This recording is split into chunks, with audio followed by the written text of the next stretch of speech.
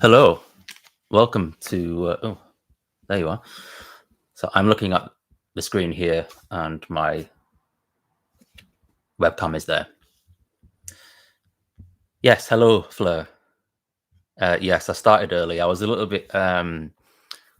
Worried that my technical difficulties with my microphone were going to hamper things. So I just thought, let me just start early, just kind of get it out of the way, just to make sure that everything's working okay. So, can you hear me? Okay, I can see. I'm getting confirmation of sound coming through. So I'm assuming that everything's okay. But thanks for joining. I'm not going to get straight into it. I'm just going to have my homemade smoothie and a bit of a snack before we go. And this is also, this is going to be my monthly wrap up for July 2021. Everything that I've read in this month.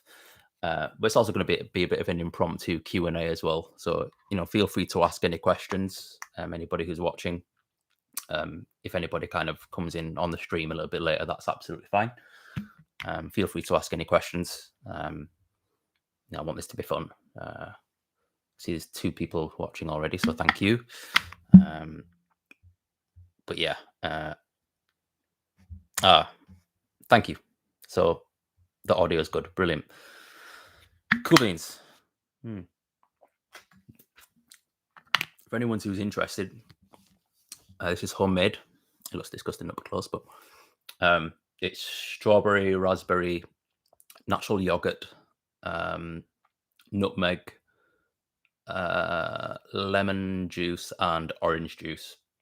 It's really pink, but it's really nice. So I'm just getting a couple of messages on Discord as well. All right, I'll respond later.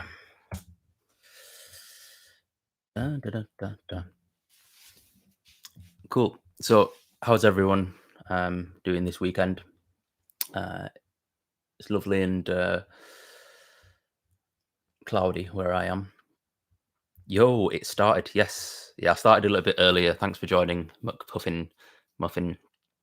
I was just saying before, I was a little bit worried that the audio difficulties that I was having when I did my test about an hour ago were going to persist. But I've got everything sorted now. I'm recording through my mic rather than directly into my laptop. So everything's coming through okay. And I was just explaining as well that, albeit this is my wrap up for July, so I'm just opening up a new tab. I don't like looking at myself; it's distracting. It's also going to be just an impromptu Q&A as well. So if you have any questions, feel free to shout. So I'm just having a look at the chat. When you go over your reading log, are you going off the top of your head, or do you have notes set aside? I'm just gonna do it ad hoc. I'm just doing it off the top of my head. They're all pretty recent reads anyway, so they're relatively fresh in my memory. That may change for future streams because I'm hoping to make this kind of a monthly thing. I'd rather do these reading logs live. So depending on how this one goes, I may kind of jot up a couple of notes beforehand just to kind of give me a few cues, as obviously the different series in each series, when you read it, can be somewhat of a palate cleanser from one to the last. So yeah, for now it's just ad hoc because I kind of set up this stream a little bit late, and I had other things to do this morning as well, so I didn't really have much prep time. But I do have a list of the things that I read, and I've kind of just been flicking through the pages of the things that I've read just to kind of jog my memory somewhat. As although they are fresh in my memory, sometimes there are elements to certain series that you can just kind of lose. Palette cleansers and all that. So yes, it's just going to be very ad hoc. So please excuse any mistakes, or if I stutter, or like lose my train of thought or go off on a tangent, then that's just the nature of kind of winging it, which is kind of my motto in life. Just wing it. If you can't fake it, no, just see. I'm starting already. Fake it to make it. That's it, right? Yeah. Spontaneity is the spice of life. Absolutely. I live by those words. I love those serendipitous moments in life where you just don't plan, and you get those kind of happy accidents where it's like, this has made the day a little bit better. Which is why I don't really make plans to do anything. Even in my personal life, like with friends and everything, but just I fortunately come from quite an old school group of friends where if we want to talk, we'll just pick up the phone and ring each other. Even in messages, we send voice messages to each other just because it's much more personal. And obviously, with the whole COVID thing and the lack of social interaction over the last year, generally, it's made it a little bit easier. But yes, I'm very impromptu, even in my personal life. So yes, spontaneity is the spice of life. It does make things much more interesting. Fleur, another question. Is there a number of series you try to read within the month? No, I just get through what I try and get through. If that's 3 or 4 series, great. If it's 10 series, even better. I would rather, I don't like to put kind of sanctions on my reading habits. I just like to read as and when I feel like it, which is pretty much most of the time. Usually it's in the evening, like when I've got all of my chores and work and everything out of the way. When it's wind down time, I'll use that for reading. But I don't put deadlines or sanctions or anything like that on any of my hobbies, really, because that kind of takes the fun out of it for me. I would rather just I read when I feel like it. If I don't want to read, I will do something else. I can go a couple of days without reading manga. I might just want to listen to music or practice on my guitar or play computer games or just something else. So I read very much when I feel like it. And yeah, I don't try and reach a certain goal. Same with my collecting habits as well. Like I buy kind of really when I feel like it. When I actually want to get something. It's a good question. I've never actually considered that. Putting a cap on how much manga I read throughout the month. I don't have any particular reading goals. I have. I'm not sure if you're aware, but I have a TBR jar, which let's get it down actually. These legs. Ugh. So I have this TBR jar, which has got basically a list of every single series that I have yet to read on pieces of paper. And when the time is right, when I'm maybe getting towards the end of a series, I'll just pick out a new one just so I know exactly what I'm going to be reading next. And it just kind of keeps it fresh. For a particularly long series, like the other month, I was reading Monster by Naoki Urasawa, which is an 18 volume long series. I would rather read a couple of one shots in between, 1 or 2 volumes, just to kind of keep it a little bit fresh. I don't want to read just one series in an entire month, because then it's just going to be, my reading log is just going to be a review of one series, which is fine, but kind of defeats the purpose of a reading log. So if I'm reading a longer series, that's maybe, over 10 volumes, maybe I'll stretch that out. Maybe put it on a little bit of a break after 2 or 3 volumes, so I can read hopefully like a one shot or something. Obviously, what comes out of my TBR jar is entirely random, so I'm waiting for that day where I pull out three really long running series out of my TBR jar, and I have to read all 3 of them consecutively. So yeah, I have a couple of habits, but the TBR jar has kind of removed that decision making process away from me in terms of looking at my shelf and deciding what to read, which was a chore. I forgot what the question was. Going back to there is no number, no ideal number of series that I like to read within a month. It's just whatever I manage to get through. Yeah, that's right, McPuffin. Just just whatever catches your eye. Uh, that's why it's a really good idea to have a varied library. Yeah. If you've gone too deep into one genre, then taking a 90-degree turn might just be what you need. Absolutely, yeah. You know, it's good to have it's good. I think it's good to have eclectic taste, especially if you're a collector and you're a manga reader generally. Your collection can get saturated with, too many battle shonen or too many horror or too many romance. I mean, if that's all you like to read, if you only want to read romance or you only want to read battle shonen or you only want to read horror, then fine. That's your cup of tea. Absolutely, just more power to you. But me, I like the discovery of trying out things that are outside of my comfort zone, which is why I used to do a lot of blind buying just based on like cover buys and things like that. And more often than not, they were really fruitful, and I ended up enjoying those series. So I'm looking, I should be looking over here, but I'm looking at the thing. Yeah, no, it's really good to read a horror and then and then maybe read like a nice comedy or a slice of life, something like that. When I read early this year, I read Devilman by Go Nagai, and that was one series that really shook me. It disturbed me more so than I expected it to.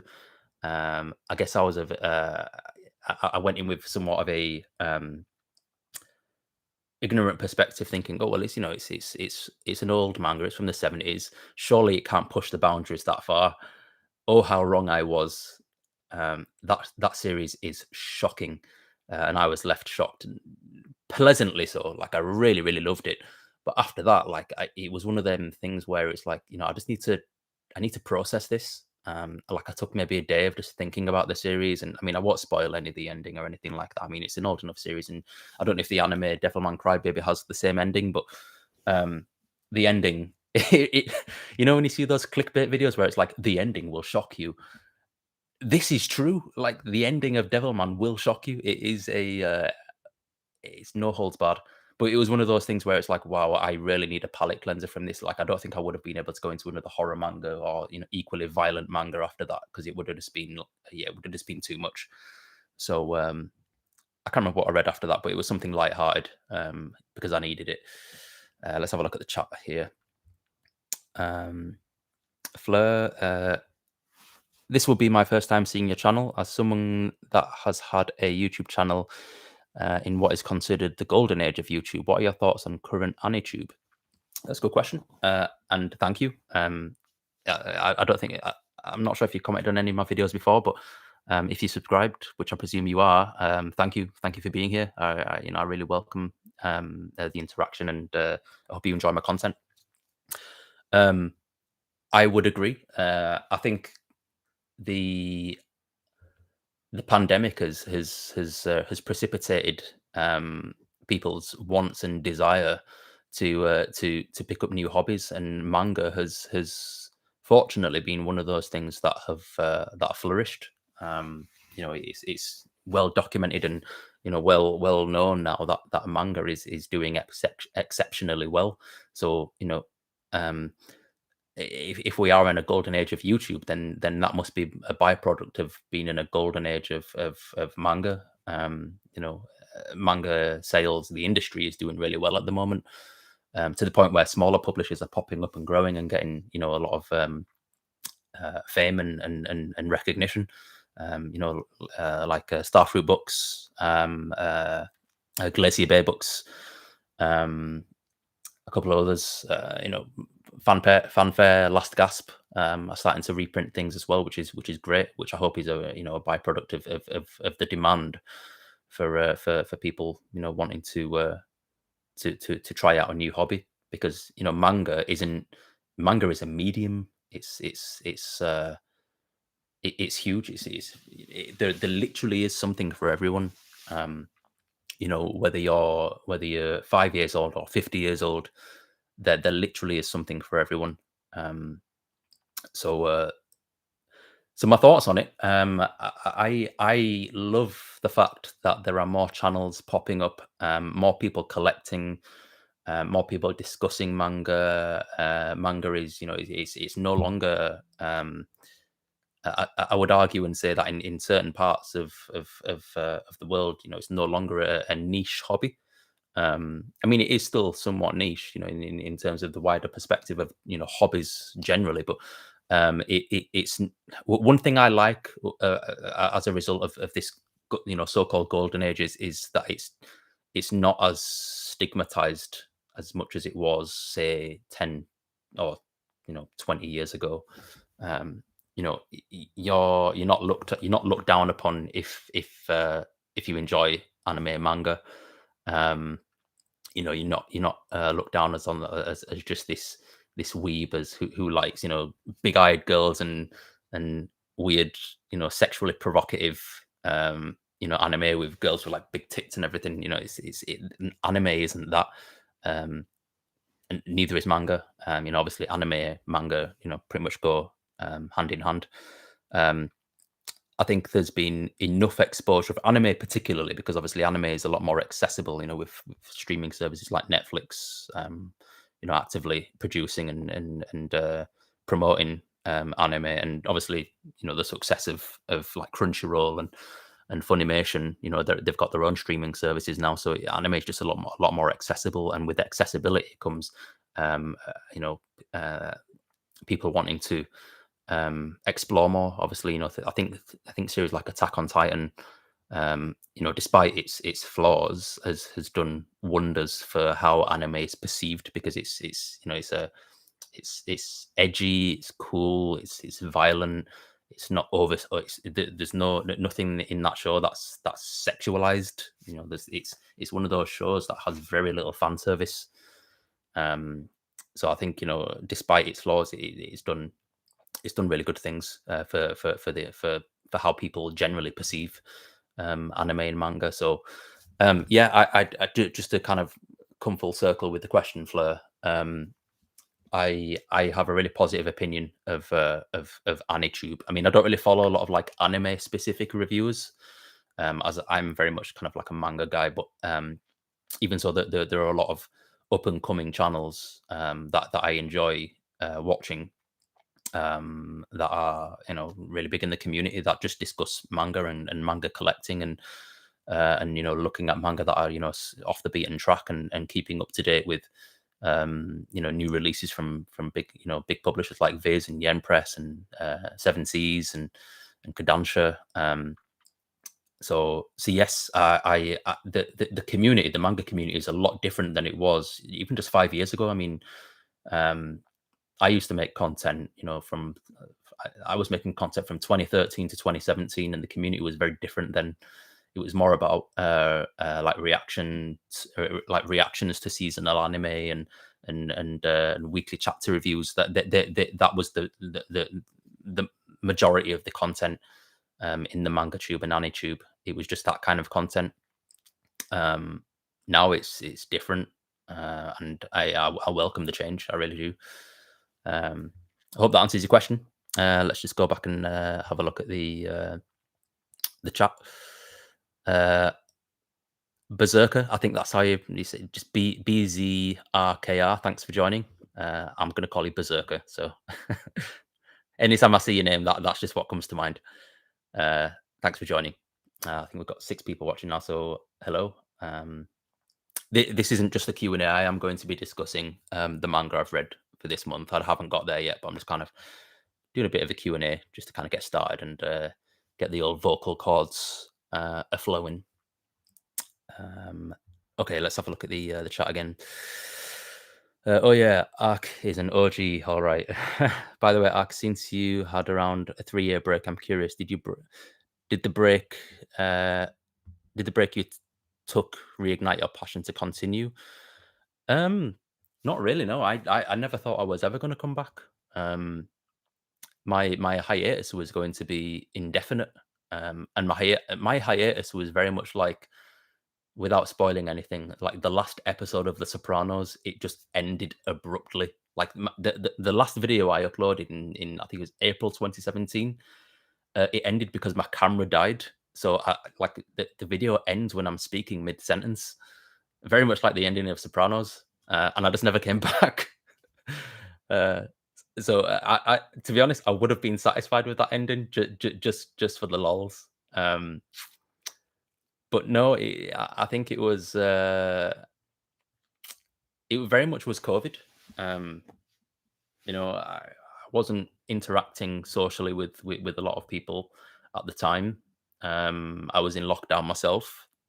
I've got close friends and family members who are immunocompromised. So even though I'm healthy, I don't. I have to be strict with you know when who I interact with and how much exposure, how much I expose myself when I go out shopping. As obviously, I've got a responsibility to my close friends and my family who, if I picked something up and passed it on to them, it would be life or death. So unfortunately, that meant that I couldn't, I couldn't socialize as much as I would have liked in the last year, and due to that, I had to engage in other ways to entertain myself just at home. And I thought, I got back into reading manga again, got back into collecting again, and as a result of that, got back into watching YouTube again, just kind of checking up on my old subscriptions to see who was still about, who was still around from a couple of years ago. And one thing that spurred me on to start making videos again myself was a friend of mine, fellow content creator Immortalium.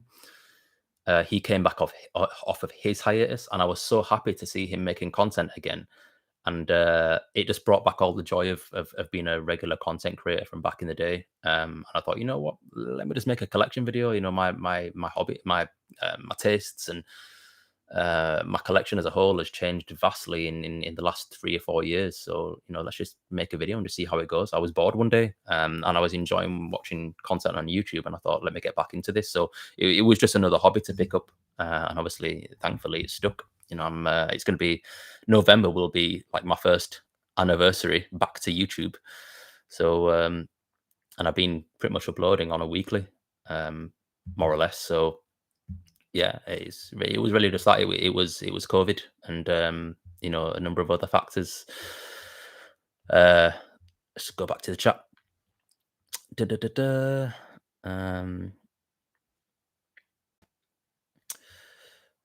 Berserker definitely feel like manga has become more popular, especially recently. Even on YouTube, there are more manga tubers. Masked Man has become really popular. Yeah, he's the. I see some of his content sometimes. He does a lot of like Berserk videos, right? He's the one who does the Berserk monster manual things, where it just kind of just like a deep dive of all the apostles or something. Yeah, he makes good content. I really like the Omnibus Collector, Riley, the Omnibus Collector, and that whole circle of creators who are on. I think they've got the Omnibus Collectors Network. What's his name? A Week in Geekdom. I really like his content. So yeah, no, there are some really bigger manga specific tubers that are making some really good content as of late. So yeah, Massman Nut Taksu. I've never heard of them. Puffin, I found my 63-year-old dad reading Pump on the other day. A few years ago, you'd never seen him touch that with a 10-foot pole. It's honestly incredible how much respect manga as a medium has gained in the mainstream. That's wicked. That's absolutely wicked. I've got a similar story. My best friend never read comic books in his life. Never read manga or watched anime. He grew up just looking at anime, just Dragon Ball Z, and just nerdy. I mean, he's very open-minded. Don't get me wrong; he's very, very open-minded. But it took for me to kind of, because I had nobody to talk to about it with. All of my personal friends, my in real life friends, like my work friends as well, my colleagues. I don't know anybody who reads manga and watches anime. So I've been making attempts to get my friend into it, and I introduced him to Vagabond. I lent him the first couple of volumes of Vagabond, and he absolutely loved it. He thought it was brilliant. So I mean, I say he's never watched anime or anything like that, but back in the day, he watched things like Akira, Legend of the Overfiend, Battle Angel Alita, Crying Freeman, things like that, and he enjoyed them just for the violent aspect and how mature they were. But he never kind of indulged further into the hobby. But manga specifically, I was thought, well, it's just you just read a book, it's better. And his mind was blown. I think Vagabond was the perfect series to introduce him to, and he can't wait to finish it. So yeah, it's really, really awesome to hear your dad's reading Pun Pun. I mean, Pun Pun to start off with, geez, that's a punch in the gut right there. I hope he enjoys it for what it is. Berserker, that's amazing puff. I kind of see it with my younger cousins. They're all into anime, sometimes manga, which is bizarre because when I was like in year 7, it felt very niche. Yeah, absolutely. Yeah, I mean, I don't know how old you are, Berserker, but when I was in year 7, I mean, that was 2001. And the only way we could experience anime, manga, or just anime really was on Toonami, the Toonami block on Cartoon Network, and even then it was a limited amount of shows: Dragon Ball Z, Gundam Wing, Cowboy Bebop. Obviously, great shows, but not that much of a varied selection. And manga was just, I mean, it was the early boom of manga where it's like Tokyo Pop just releasing loads of crap. Obviously, some kind of golden eggs in there as well, but mostly just crap. So manga wasn't really something that anybody read, from what I remember. And obviously online streaming and online manga reading, everything like that, it was unheard of. Obviously there was no infrastructure for that sort of stuff, so I kind of got into manga just by chance. All right, yeah. So yeah, Berserker, cool. That's how you say it. Sweet. Puffin. It's no longer just big boobed bimbos bounding, big boobed bimbos bounding around a worthless wimp. That was hard to say. It's actually something you can discuss with people outside the community. That's massive. Yeah, absolutely. Hey, Shadowfist. Yeah, man. Thanks for joining. Welcome to the stream. I would have saying I've just been. I know we're obviously half an hour into it, but we'll just having a bit of a Q&A session and just a bit of a chat just before I kind of get into the things that I'm going to be reading or that I have read for July 2021. So I'm just going to read a couple of more comments, just see you guys interacting and see who else is going to join, and answer a couple more questions. If anybody has any more questions, feel free to ask. It's very impromptu stream, but I'm in no rush. I've got all afternoon really, so I don't mind how long the stream goes on for. If you're sticking around, it's not, yeah, defo. At least that's what it seems like from this. Blah blah blah blah. Kavoth or Kavothe. I'm really sorry if I'm pronouncing your name wrong, buddy. Hey, I was sleeping. So glad to be here. Hope you had a good sleep, mate. Correct me if I'm wrong. You're over in Greece, right? Must be pretty warm over there at the moment. But thanks for joining, man. Yeah, Omnibus Collector is great. His videos are fantastic. Even though like his channel is 50% manga and 50% comics, I always pretty much watch all of his videos, even if not kind of related to my hobbies. Yeah, he's got a fantastic collection. I mean, that's just undisputable. And I love the fact that he's got a library. Like that's one of my goals in the next couple of years. To have my own manga library, my own dedicated room, like a study, just with walls of manga. Obviously, I've got the collection, but I don't have the space at the moment. 41 degrees. Oh my days. That's scorching, man. There's only one time in the UK that I can recall that I ever got to 40 degrees, and that was, I think, the summer of 2003. And oh man, that was unbearable. I mean, I'm pretty fair skinned, so I would burn in that heat. I'd just be like red like a tomato. That just wouldn't be good at all. Nobody would want to see that. All right. Anyway, let's get a move on. Kind of start talking about the series that I read for July 2021. feel free still to ask questions. I don't mind taking a break, and just feel free to stop me in my tracks anytime you want. I'm gonna have a snack as well. It's cooling down. So,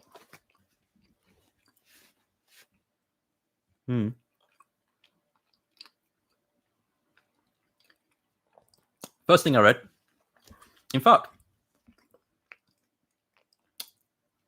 last month was quite nicely bookended by two series that I read by the same author. So I started out with The Distant Neighborhood by Giro Taniguchi.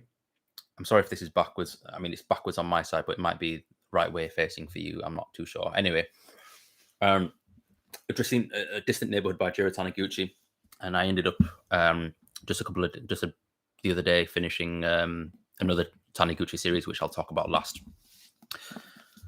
But Distant Neighborhood, released by Fanfare Ponent Mon, absolutely fantastic publisher. I love any of the releases that this publisher comes out with.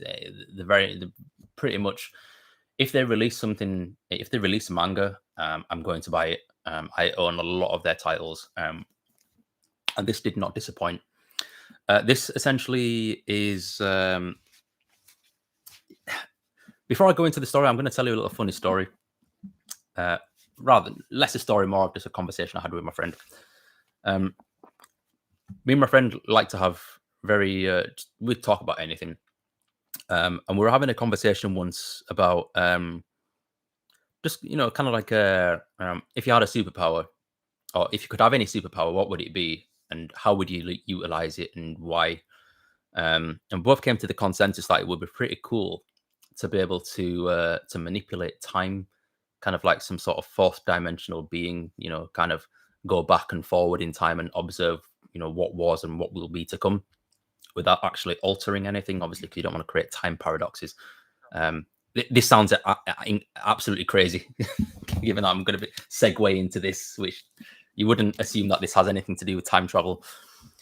Anywho, so me and my friend were having this conversation, and we were just just kind of thinking of the best ways to utilize and utilize this power, and what things you would love to go back and see in the past, and you would love to go see how the pyramids were built, or go see what dinosaurs look like, or whatever. But the caveat to that being that you weren't able to interact with anything or manipulate anything or change the past in any way, because obviously that would be disastrous. And that's essentially what this is about. So A Distant Neighborhood focuses on this boy here, called Hiroshi Nakahara. And Hiroshi Nakahara is it's a middle-aged man, just a salaryman living in Japan. And the story starts out with him getting on the wrong train home from work, and he ends up back in his hometown where he grew up, in a completely different district in Tokyo. And he thinks to himself, well, I'll do my duties and go pay a visit to my mum's grave. So he goes and pays a visit to his mum's grave. By the way, I'm not going to spoil anything. Just to kind of get that out there. Any of these series that I'm going to talk about, I'm not going to spoil anything, because I want to talk about them with the aim of generating interest for people to read it. But I'll give you just kind of brief overview, synopsis, just kind of get you started. So anyway, he does his duties and goes and visit his mum's grave in his hometown. And a strange phenomenon happens. He sees a butterfly hover over his head, and he loses consciousness. Now, when he wakes up as himself, but as a 14-year-old. He wakes up in his 14-year-old body from a 48-year-old man. He wakes up and he's a teenager again. Not only that, he has actually traveled back in time 30 or so years. So not only is he a teenager again, but he is a teenager from when, he literally has gone back to his childhood. And the interesting thing about this is that he's retained all of his memories. So mentally, he's a mature adult. He's still a 48-year-old man with a wife, memories of his wife and kids who he needs to get home to, and the predicament that he finds himself in is how am I going to get back home? How am I going to how can I get out of this body and get back to who I am? So the only logical thing he thinks to do is explore the town, and go back home, to the house where he grew up. And lo and behold, his mum's still there. Obviously, his mum had already died many years prior. At the when at the time that he's middle aged, his mum died young. And he goes home, and his mum's there just waiting for him. Just like anything else. Did you enjoy your day at school? Just as you would expect your mum to to be when you get home. And it's really poignant because obviously he's in his 14-year-old body, but nobody else around him is aware that this is happening to him. He hasn't told anybody. He's still trying to figure out exactly what's going on. So when he sees his mum, I mean, it's the first time he's seen his mum technically in like 12 or I don't know, like 15 years or something, after she died. So obviously it's a very, very emotionally, it was very emotional for him, and he just breaks down.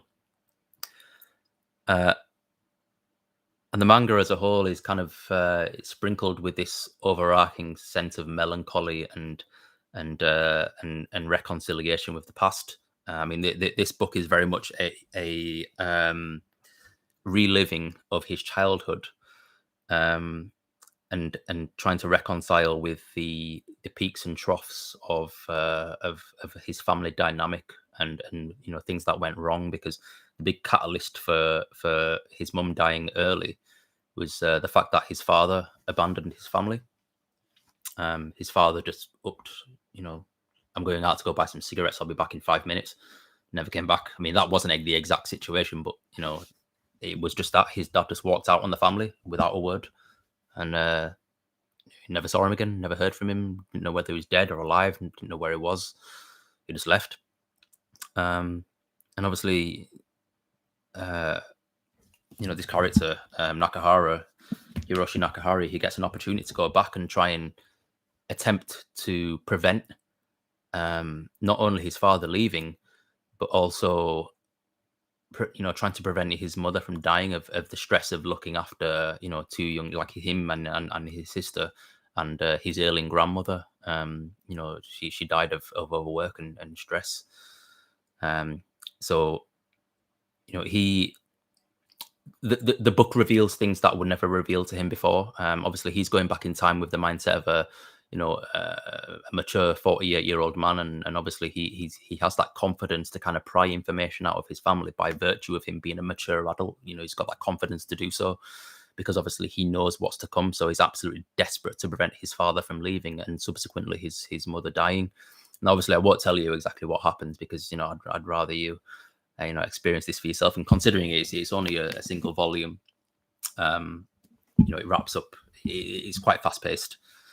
But it's just got these really nice moments. Obviously he just decides, throughout the story, it's just mostly him in this 14-year-old body. So obviously he has to do, what he was doing when he was 14. So like he has to go to school, he has to be home by a certain time. He doesn't tell anybody, that he's actually a 48-year-old man because nobody's going to believe him.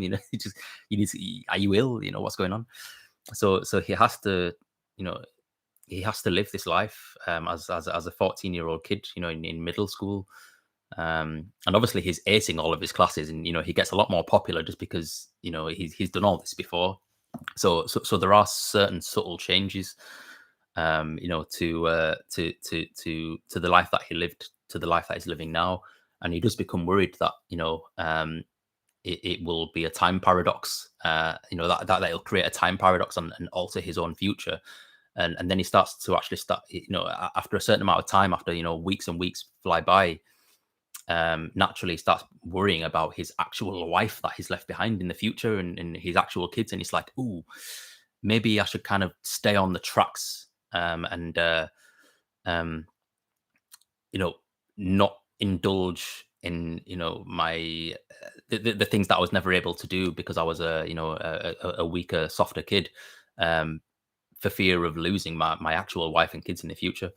So it's this battle between him reconciling his past, and attempting to change horrible circumstances that happened in his youth, between um, altering his past so much, irrevocably so, to the point where he may never meet his wife and may never have his daughters. So it's this tug of war between, should he just simply accept the past, and with the hope that obviously he meets his future wife and has his daughters, and just kind of leaves things as they are and just simply accept them, or is he going to change the past, and risk his future for something uncertain? So it asks some really interesting questions, and I really do recommend it. It's a solid read, and it's just wonderful. The artwork is just beautiful. I mean, anything by Giro Tanaguchi is just absolute gold. I mean, I'll show you the first couple of opening pages because it opens up with some gorgeous color pages, of like the Japanese countryside here. So you can just see it's just masterfully crafted. Such attention to detail, and it's just so cinematic. So yeah, I really highly recommend it. It's a relatively newer release. I think this came out maybe about 2 or 3 years ago, and it's still in print. So yeah, that's a Distant Neighborhood by Jiro Taniguchi. Really solid read, really solid read, and really poignant. Made you think, and this is a really common thing for people. Maybe a lot of people can relate to this. A lot of people come from broken families, single parent families. I come from a single parent family, raised by my mum. Dad left. So this, I mean, I don't have the scars. Like I don't have like scars from that emotionally. But it was still, there were still some kind of hard hitting scenes, especially the interactions with his dad, because his dad is very cold and distant. And I'm glad I never experienced anything like that. So yeah, a very sobering read. A Distant Neighborhood by Jiro Taniguchi. So before I move on to my next series, let's have a look at the chat real quick. Seems to be a lot of discussion. 9 people watching now. Thank you very much for joining. Welcome to the stream. Puffin, I'm curious if you were thinking of making a podcast or something like it, like it's dedicated to manga collecting and such. Yeah, maybe in the future. A podcast would. I mean, I've been using Spotify a lot for like the manga splaining podcast is absolutely fantastic, especially because it's they're all industry professionals, so they know what they're talking about. Manga Machinations, Manga Mavericks. There's a couple of comic related ones that do manga discussions as well, like Comic Books Are Burning in Hell. They got some really good podcasts. So yeah, I mean, I would never do a podcast by myself. Oh, there's also Spiraken as well. Spiraken is a good podcaster. I think he mostly just kind of just podcasts by himself, like manga news and stuff like that. If I was ever to do a podcast, I would rather it kind of be like a group thing. So, I would need to select a couple of people that I would want to do podcasts with and who would have the availability to do so as well. And I would also need to be in a position where I'm available to kind of record regularly, which at the moment is just not feasible. But yeah, it is an idea. It is something that I have considered, and it's not off the table. Yeah.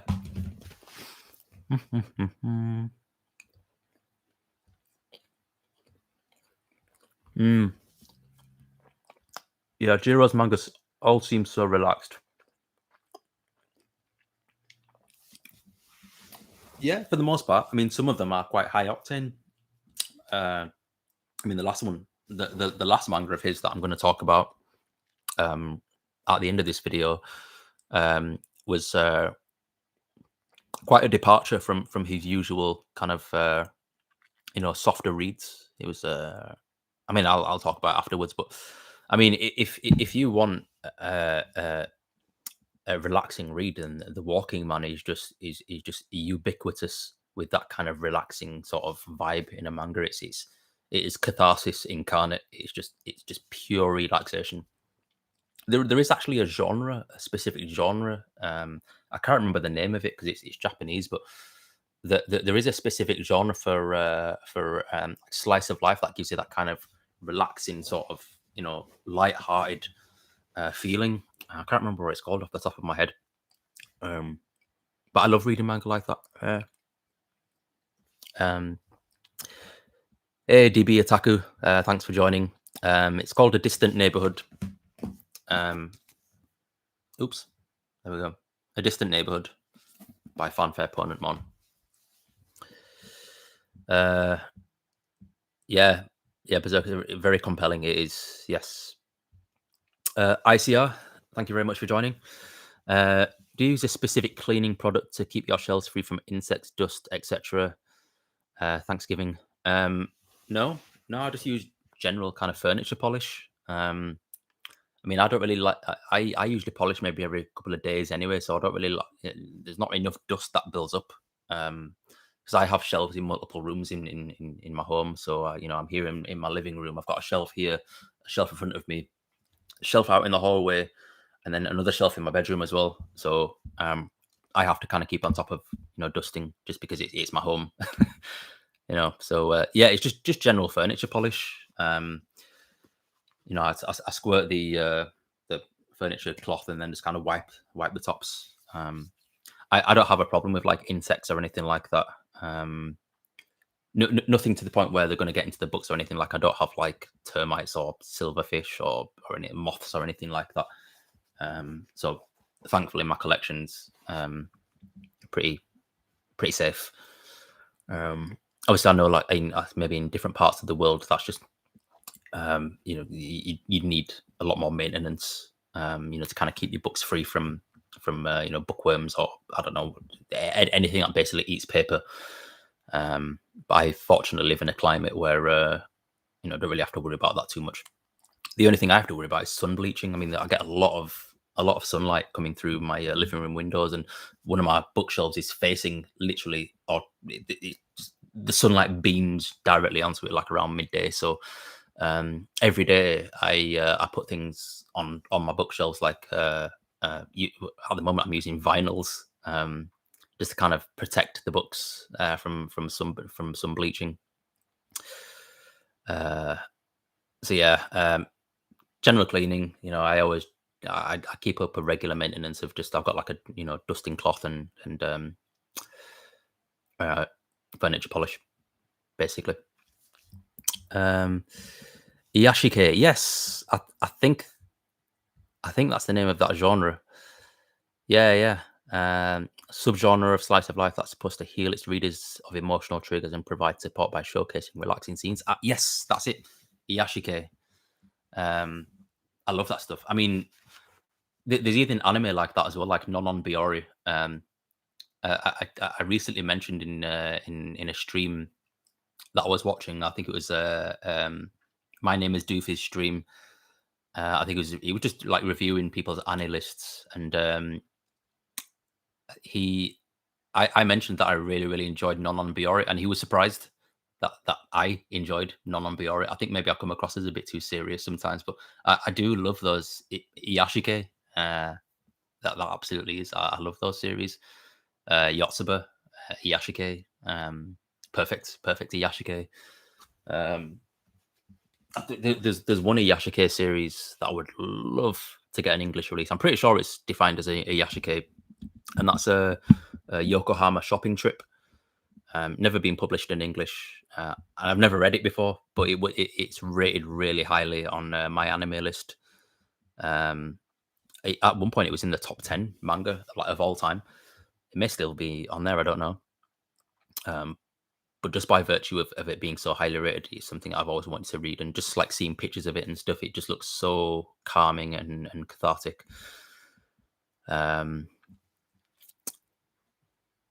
Yes, I would. Yeah. Would you consider creating a Discord server? I would.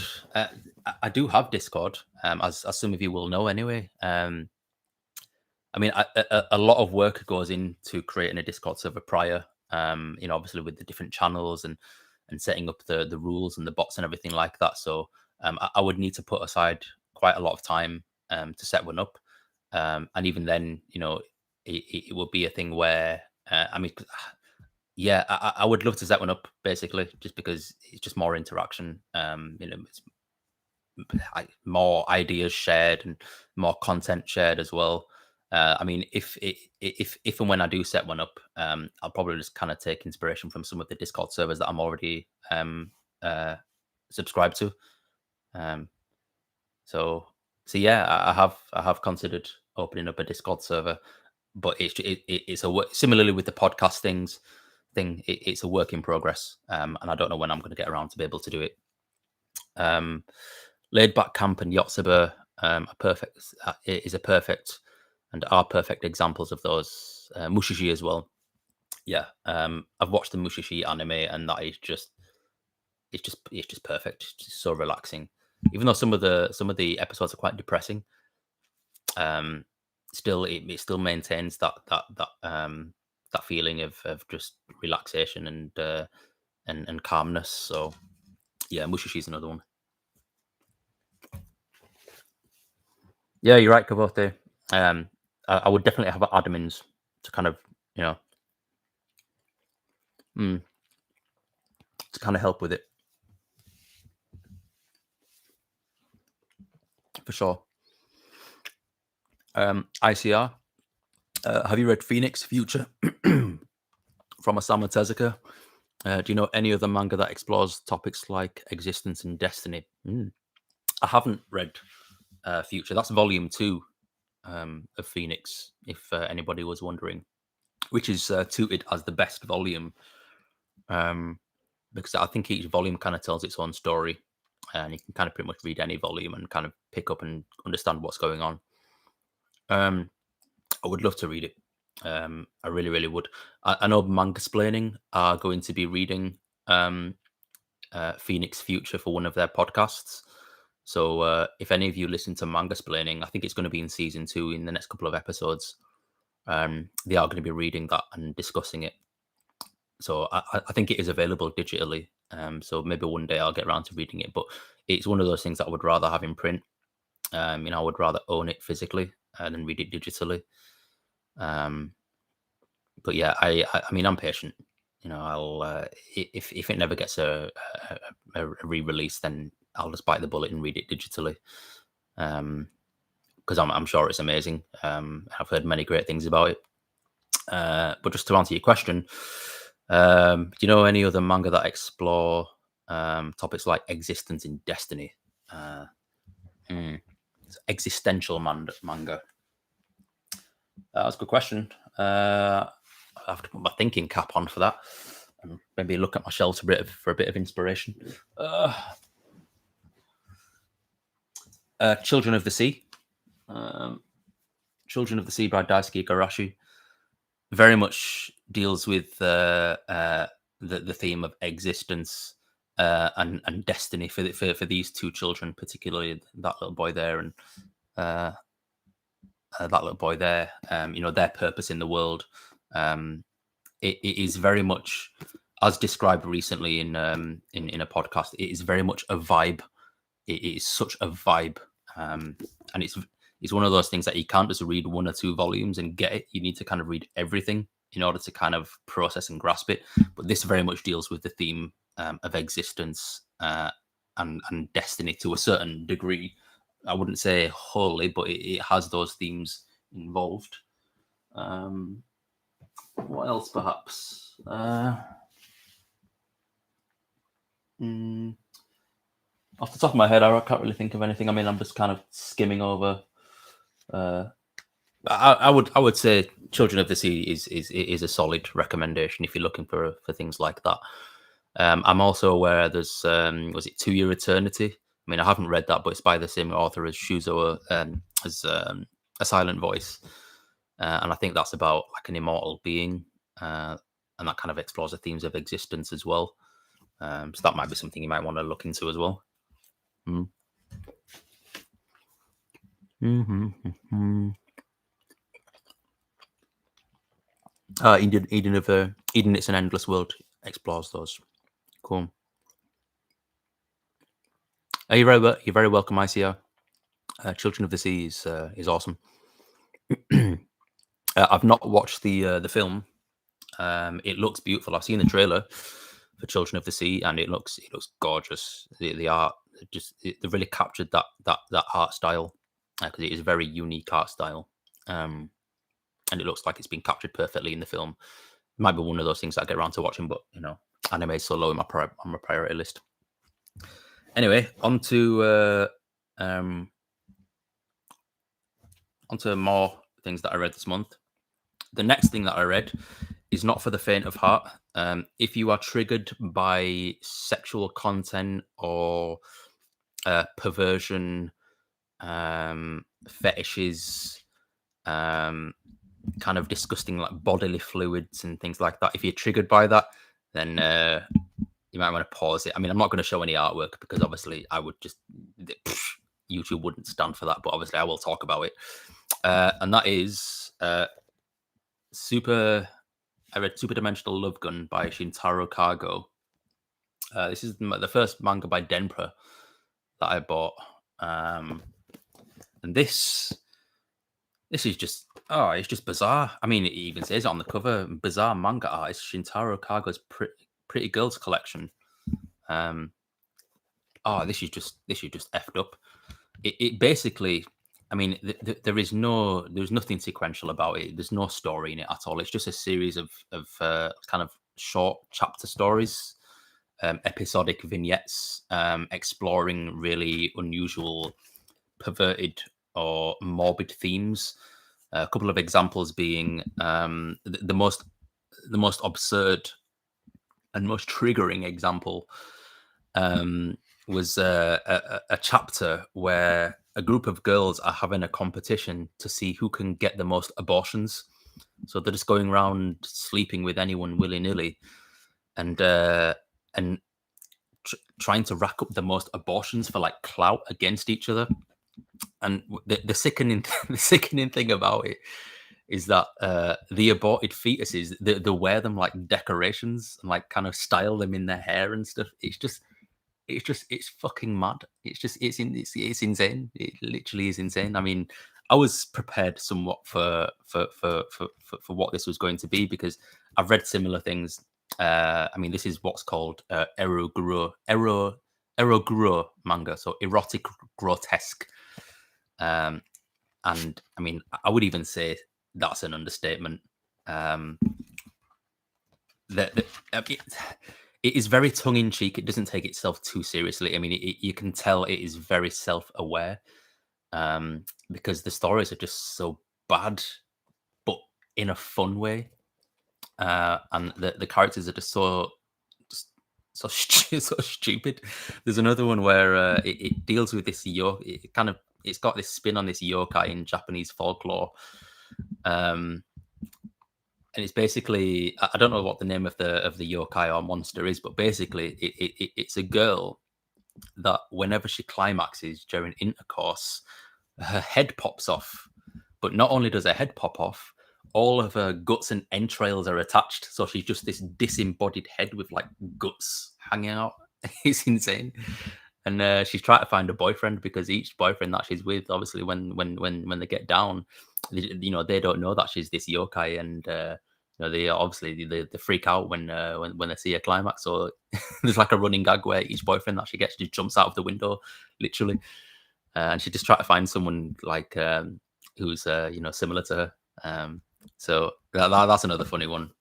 But there are there's also some really bizarre ones as well. Like there's one where I mean, this one gave me some Junji Ito vibes, where it's basically the premise is, or the gimmick of the stories, because each story has a bit of a gimmick, and the gimmick of this story that I'm about to describe is basically the pleasure you get from scratching an itch, and it just kind of plays on this idea of how nice it would be to scratch an itch, and what what other stimuli you can use to generate that sensation of itchiness all over your body. So like a girl just kind of she collects mosquitoes just to kind of bathe in them, or she scratches one area just to kind of get it really, really sore and itchy and get like a scab, and she ends up joining this club for like people who are like stimulated by itchiness, and it just ends up in this horrible, gross orgy of like people like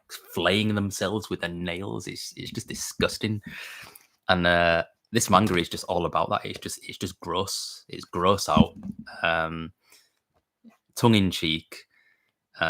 Shock manga. It is shock for the sake of shock, and if you're into that sort of thing, I mean, if you another artist who's also been published in English, on and off over the years, is Suehiro Maruo, who did Ultra Gash Inferno, Mr. Arashi's Freak Show, and The Strange Tale of Panorama Island, which is a lot more tame than any of his other works. If you read anything by him, then Shintaro Kago is kind of like the new generation version of him. So yeah, I mean, I don't really have anything more to say on this. Is what you get is what you get. There's no kind of nuance or meaning behind any of it. It's just Shintaro Kaga has these really weird, wacky ideas, and he just wants to kind of play around with them. You see what he can get out of telling a story out of a gross, morbid gimmick. I could go more into it, but if you want to read it, then you can just read it. One thing to note, it is very sexually explicit. Like it goes no holds barred on like showing full frontal nudity, which is quite rare for manga. You don't often see, like, anytime like a character's naked, like, or anything like that, obviously the genitals are usually blurred out or just not there at all. This shows all of the gory details, and all of the everything, shall we say. Yeah, it's exhausting talking about that, I tell you. I need a drink. I'm going to read the chat for a little bit.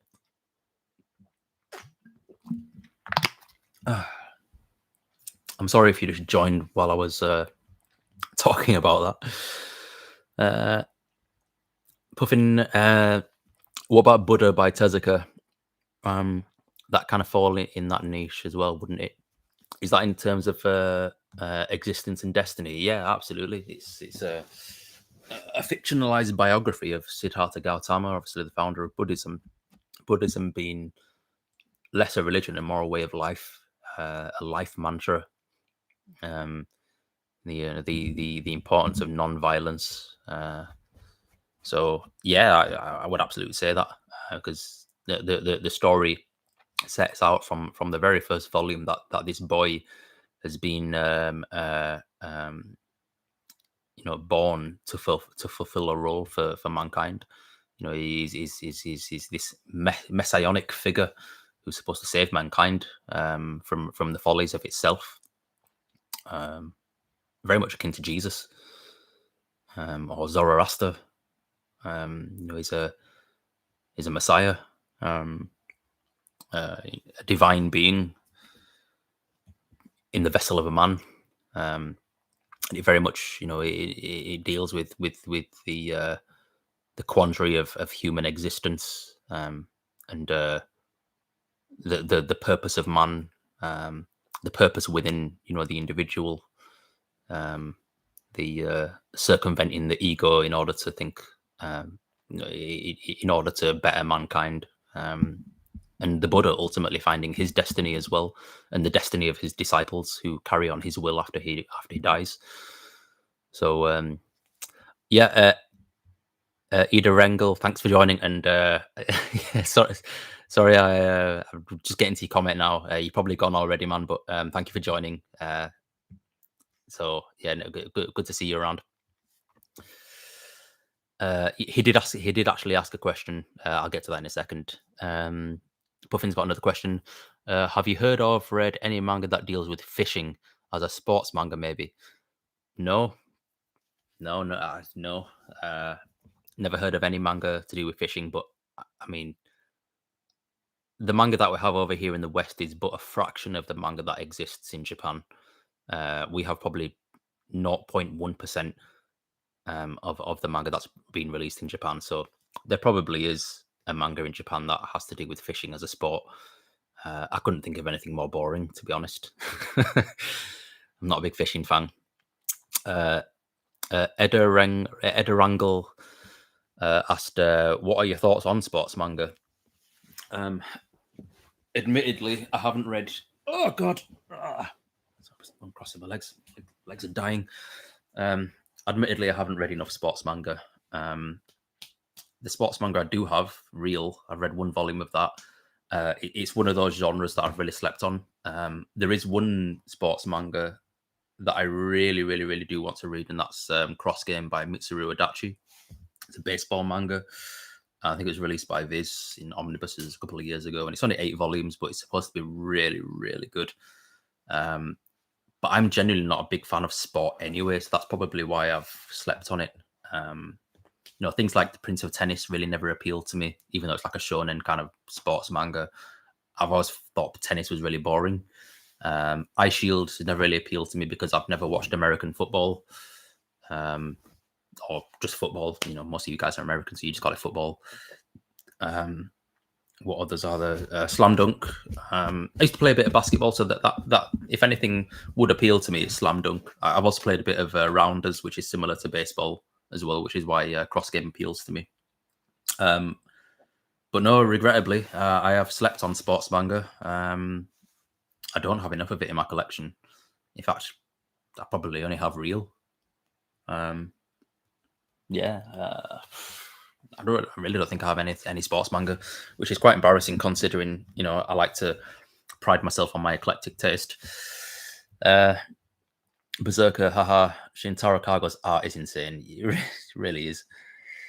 It is crazy. Yeah, DB Otaku, very crazy. I, for one, absolutely love what I've read of that genre. Really, I didn't think I would, though, as it's not that big. As I'm not that big into sports in real life. Yeah, same. I probably would love sports manga, but it's just I never consciously think about it. How could you create something like that? I'm guessing you're referring to this. Yes, the human mind is a morbid thing. That just got a spot on my TBR list. Fair enough, man. Yes, that's. If you want to gross yourself out, then don't blame me. I still can't believe they released that manga here. You would be surprised. There is a lot of not safe for work manga being published. They've just released Irotsuki Doji, Legend of the Overfiend, and that manga is supposed to be really effed up. Let's see, ICR. If you had the chance to give Berserk an ending, how will it turn out to be? Oh man, that's a good question, and that's something I've thought about as well over the years. Even before the sad passing of Kentaro Miura, that was something I've thought of, because obviously it's such a long running series. Berserk has been in publication since 1989 or 1990. That's when I was born. It's older than I've been alive. And considering obviously how slow it's been releasing over the last 10 years or so, I suppose it's kind of been a question in the back of everyone's mind that it might not get an ending. And tragically, that's now come to pass. Even if there is, by some miracle, some manuscript of maybe an idea as to how Miura wanted to end this series, it'll still never be the same.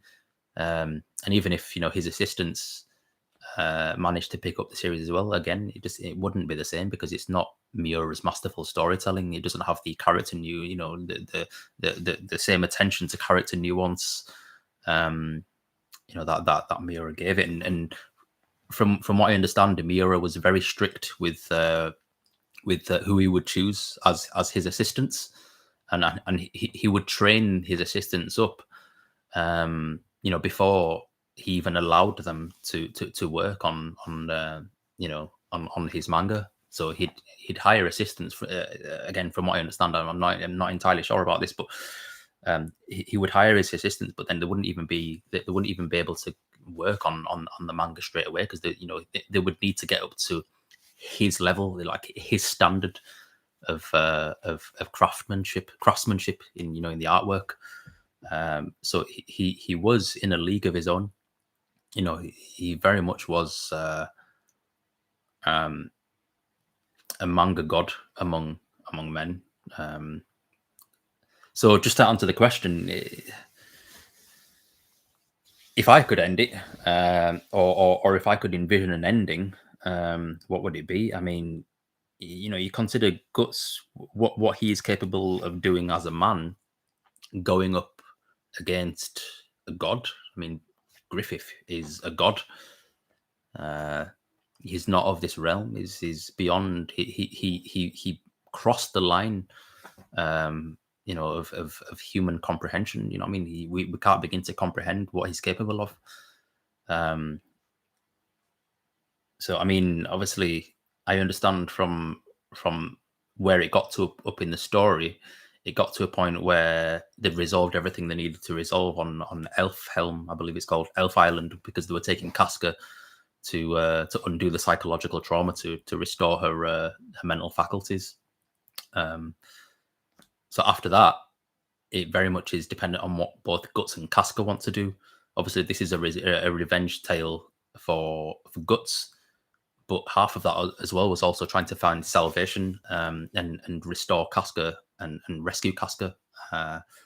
So half of the story is arguably finished, because the whole the whole thing with Casca presumably has been resolved. I mean, I've only read up to volume 39, I think, and that's just when they get into Elfhelm. But I have seen like people posting around like pictures of like Casca like looking, quite aware, shall we say. So I'm led to assume that she does that they do manage to restore her ego, her sense of self. And after that, it is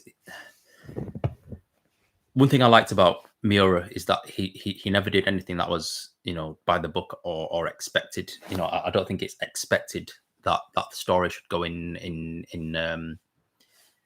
a trajectory where there's this big battle at the end of it between Guts and Griffith, and one of them wins and one of them dies. I think that would be an injustice for what the series is. I think there's too much nuance in the characters for it just to be a battle between good and evil. I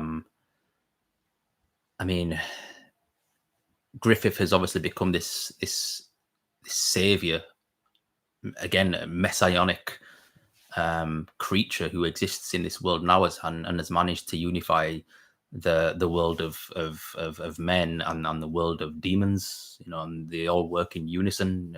They coexist in Falconia, in this utopian this utopian country or utopian world. So Griffith is too loved and revered by the denizens of the entire world that it's set in for Guts to be even to even be able to get close to him. So I really don't know. I would love to think that Griffith would get his comeuppance, and that he would be defeated for what he did. To the Band of the Hawk and to Casca and to Guts. He's a perfect buddy. He's the one you love to hate. So yeah, I would love to see him, get his just desserts. But how that would happen, I don't think it should just be simply, another sword fight to kind of echo the sword fight when, that Guts and Griffith had when Guts left the Band of the Hawk. If it all kind of came full circle around like that, it would feel too predictable.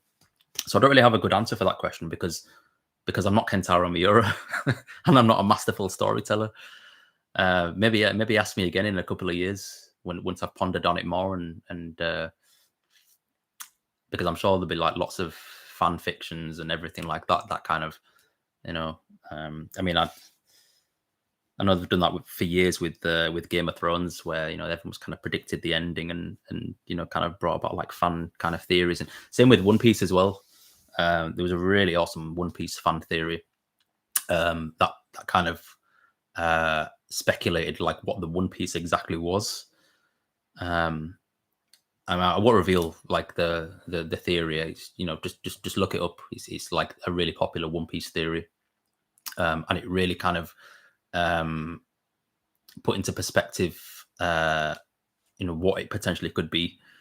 And it wasn't what anybody would expect. It's a really good theory. So I would think that if Berserk ever had an ending, nobody would expect it. It would take everybody by surprise, I think, personally. I don't think it would be the ending that everybody would hope for, because you have to consider as well that Guts as a character is somewhat he's letting go the hatred that he had immediately after the eclipse. Obviously, he's found a new group of people to trust in, with Shirka and Fanis, Serpico, and Isidro, Puck, even. He's got a new family almost, and I think he's smart enough as a character, and he's sacrificed so much that potentially he may even sacrifice his own need for revenge in order to settle with what he has. What he has, Casca, and he has his new friends, and I don't think he would want to put them in danger by going up against the God Hand, because it's not just Guts he's fighting; it's also the God Hand. Not just Griffith, rather. It's also the God Hand. You're fighting otherworldly beings where your very soul is what you're fighting for. You're not just fighting for your life; you're fighting for your soul. Eternal damnation, which is what happened to the Band of the Hawk. Surely he would not want to see that again. He wouldn't want to risk it. But then again, there's also the development in his powers, and the assistance that he's getting from the Skull Knight, who is speculated to being Geiserik, the old king who very much did exactly what Guts did, or did speculate to have done what Guts wants to do, i.e. take out the God Hand, but sacrifice too much in the process. You can only wonder how amazing it would have been. Okay, well, that I can't answer any more of that because, like I said, I'm not Kentaro Miura. Let's have a quick look at the chat, and then we'll move on to the other things that I've read. Give Ping Pong a shot. I haven't read the manga, but I watched the anime, which was amazing. Taya Matsumoto has a lot of good stuff. Yeah, I have Ping Pong already. I haven't read it, but it's on my TBR, and I am getting around to reading it. And I will be discussing Taya Matsumoto in this stream, in fact, because I have read one of his series this month. So yeah, that's actually another sports manga, Ping Pong, that I've got to read. Diego Bonilla, thanks for joining. I imagine Berserk's ending would have been similar to Watchmen's ending. Yeah, I've only seen the film for Watchmen, but yeah, maybe Guts would have had the Rorschach treatment without spoiling anything.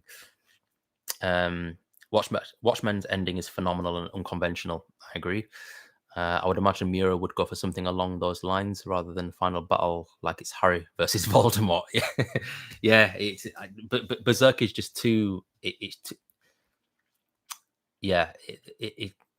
Berserk is on its own trajectory. It doesn't abide by the formula of these kind of fantasy stories. It's very much its own thing. It sets the formula, if anything. And I had every hope that its ending would have set a precedent for dark fantasy storytelling for many years to come. Not going to be. Okay.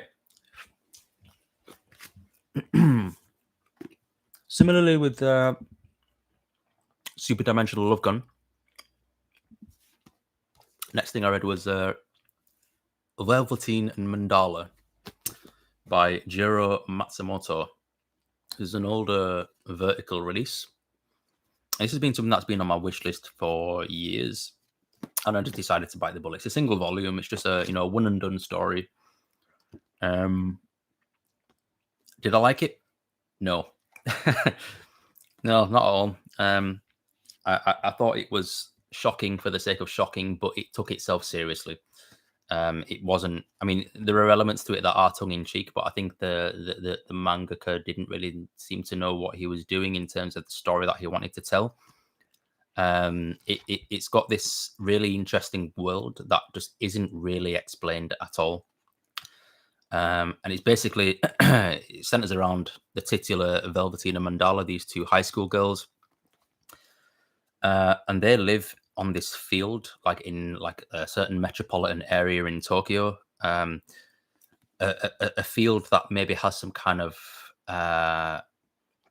interdimensional phenomena where dead bodies for some reason come back to life, and their responsibility here is to kind of facilitate the cleaning of the area. So they basically dispose of the bodies and re-kill the dead. That's kind of it in a nutshell. But the story isn't the central focus. The focus really is just how weird the characters are. Particularly Velveteen, or Mandala, the black-haired girl. I mean, she's very idiosyncratic insofar as she just utters random words or will speak in a different accent for no apparent reason, for no context. And when she's really agitated or scared, she just repeats the word tape recorder. And you don't really know what's going on there. There's a hint at that she's got. There's a hint at the potential that she's got kind of some form of childhood trauma, where she just kind of regresses into a childlike state because she's very much childlike. But there's not really much context to anything, and it just seems to be weird for the sake of being weird. And then there's the blonde-haired girl, Mandala. I can't remember which one's which, but the blonde-haired girl is kind of like the tough one of the duo. She's extremely violent, very crass, very sexually explicit, very provocative, and considering that you see these as a duo, you would expect that they would work together or be friends, but they hate each other. They absolutely hate each other to the point where they try to kill each other. They have no chemistry at all, and you don't really know what the link is between them. You don't know what it is that connects both of them to each other. They're both violent. They're both really messed up in the head.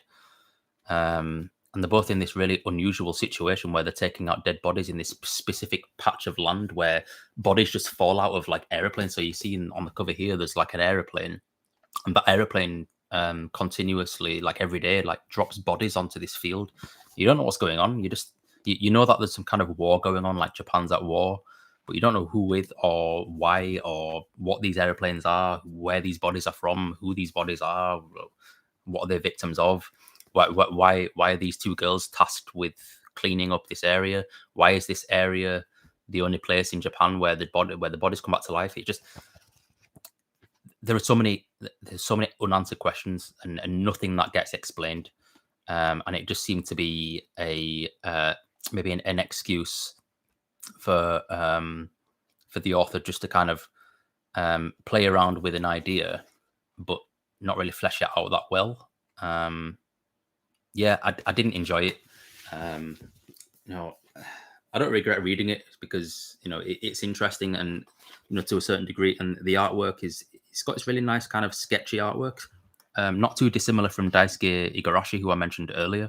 I'll try to show you some artwork, just something that's not too explicit, because this is, it's very explicit and very violent and very sexually provocative, and the girls do really disgusting things. And there was a really triggering moment in it that may trigger some people. I won't kind of talk about where it is because it's a little too disturbing for a live stream. But I'll try to show some artwork. I'll just show you the opening pages here. So the artwork is nice. It's very sketchy. Very kind of haphazard almost. The line work is very very scratchy, which kind of adds to the ambiance of the series. But that doesn't make up for just how bad it is. So yeah, this is probably not going to be something I'll reread anytime soon, or if ever. It may even be something I end up unhauling and just kind of getting rid of because I don't really like owning things that I know I'm never going to read again. Yes, Diego Bonilla. Jiro Matsumoto really likes poop. Yeah, there is a scat scene in this, and it's just there's no context to it at all. It's just gross, and you get to see everything. It's just, it even says it on the back, so I was prepared for it. And there's lots of Studio Ghibli references, like references to Hayao Miyazaki films, which why? I'll read the blurb on the back. Tape recorder. War looms over everyday life in the capital. Two girls who seek respite in the bucolic outskirts of Suganami Ward learn that the riverside, where spirits reside, is creeping with rotting anomalies. As the adults prove incapable, youth must take up arms. A sublime mixture of Hayao Miyazaki, Evangelion, and scatology. So the blurb tells you about as much as the manga does, which is very much of nothing. I'm glad it was only a single volume. So before I move on, let's have a look at the chat. Favorite Takahiko Inoue manga? Well, I've only read Vagabond and a bit of Real, so I don't really have a lot to go on. So I love Vagabond, but I can't really say I have a favorite Takahiko Inoue manga, as I've never read Slam Dunk. Buzzer Beater, I believe, is getting a digital release, but I've never read that. And I've only read a little bit of Real. And even then, what else has he released? Yeah, I don't think he has that much manga, does he? I don't know. But yeah, I've only read Real, and can only speak for how great that series is. It's awesome. Berserker, his work Freesia has been on my radar for a while. From what I've seen, it is also pretty shocking. Freesia is definitely better than Velveteen. Fair enough. Is it his most popular work? I don't think it's been licensed either. I've never heard of Freesia, but I do believe that this is the only manga by Giro Matsumoto that's been released in English. And fun fact, Vertical only decided to release this because it was the only manga that they could find that hadn't been scanlated. So that's why they released this. There you go. Okay, next thing I read was a Gekiga title. Well, it's something that's very quintessentially Gekiga, or at least. You could argue that Jiro Taniguchi is Gekiga. You could argue that any of these are Gekiga, to be honest. Anywho, the strangest manga that I likely have ever read, visually at least, that was Garden by Yuichi Yokoyama. How do you describe Garden by Yuichi Yokoyama? Good lord, right. So we'll start off with, it's published by Picture Box, a now defunct manga publisher that published mostly avant-garde, artistic sort of series, not only manga but kind of comics as well. And Yuichi Yokoyama, this is the first manga by Yuichi Yokoyama that I've read, but he does have other series translated in English, like Iceland, New Engineering, Travel, and he's got another one coming out, I believe, as well, if I'm not mistaken. Anyway, I can only simply describe this as conceptual art in sequential storytelling. So there is no plot to this. Take off the dust jacket because it does have a really lovely cover. It's kind of like a really nice gouache sort of artistic piece, very abstract piece here, which is very, very much indicative of what the manga is. And basically, in a nutshell, just to sum it up, it's basically about a group of humanoid, not really sure if they're biological or mechanical kind of creatures, discovering a hole in a wall, and behind the wall is a garden, but it's a garden in name only. It's basically an entirely different world full of geometric shapes, waterfalls that cascade to nowhere, art installations, or what you can only assume as art installations, where you have like houses that don't really serve any form of functional purpose, really unusual kind of mechanical objects that don't again really serve any functional purpose. And basically these characters, I mean, I'll show you the artwork. I mean, how bizarre is that? So these are the characters, and at first I was led to believe that there was only about 4 or 5 of them, but there are hundreds of them. It gets to a point where there's literally just like entire crowds of people like just traversing through this garden, and they all kind of just have like the same sort of unusual design. Obviously, each one differs from the other, but some of them look like umbrellas, and some of them look like just weird shapes. I mean, it's difficult to say, but it's basically them traveling through this land, to different parts of this garden, that seemingly serve some kind of different purpose. And throughout the entire story, they're essentially narrating it. They're narrating exactly what's going on, to kind of give you some semblance of context as to what they're doing. So just to give you an example, like they come across some rolling balls. Like the balls are larger this time. Could this be a river too? The balls barely fit inside the river. The river gets shallower then deeper. They seem to be following towards an unknown place. It's as if they are leading us to a wonderful place. So they're just narrating just exactly what they're doing. It's really, really bizarre. It's the most artistic, most avant-garde thing I've ever read in terms of a manga. I mean, this is you could define this very loosely as manga. It's just abstract. It's just abstract art. It's conceptual art in the form of sequential storytelling. And even then, it doesn't tell a story. It's one sequence after another. It really breaks down exactly the fundamentals of what sequential storytelling is, insofar as you see them get from one place to another place, and then they describe the process of them getting from one place to another. But there's no actual reason behind it. They're just exploring. So it's very it's very expressionistic. I can't really say any more on it. I'm still kind of I'm still trying to process it. But if anything, I enjoyed it a lot more than I actually thought I was going to. I remember picking this up. I've had this on my shelf for years now, and I just never wanted to read it. It didn't appeal to me, and I only picked it up because it was £1 in my local comic book shop, and I was like, okay, well, this is clearly some kind of Gekiga work. I'll read it in a couple of years, just whenever. But now that I've read it, I actually really enjoyed it, and I will actually be picking up other titles by this author, as even though it didn't make any sense to me whatsoever, it did keep me captivated, and I wasn't genuinely interested, like what other kind of geometric shapes or what other environments these characters would stumble across, and what they would do, how they would interact with these environments, what they would do to get across certain obstacles.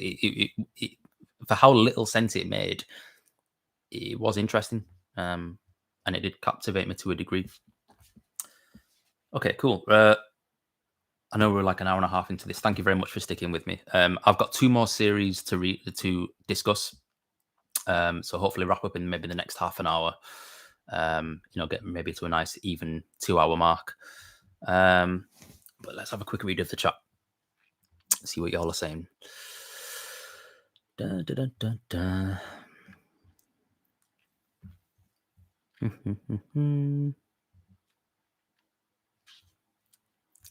Well, that's interesting. So scan-related series don't get licensed. Not necessarily. I mean, I don't really know. I'm not a publishing guru. Probably a good person to ask would be Simply G. She knows a lot about publishing. But I don't think just because it's been scanlated doesn't mean it'll ever get published. I'm sure there are plenty of series that have been scanlated first that have subsequently been published, but not as a result of them being scanlated. I think the fact that certain series are scanlated aren't even part of the equation, because obviously it's outside the remit of publishing. That would be my assumption. I really don't know.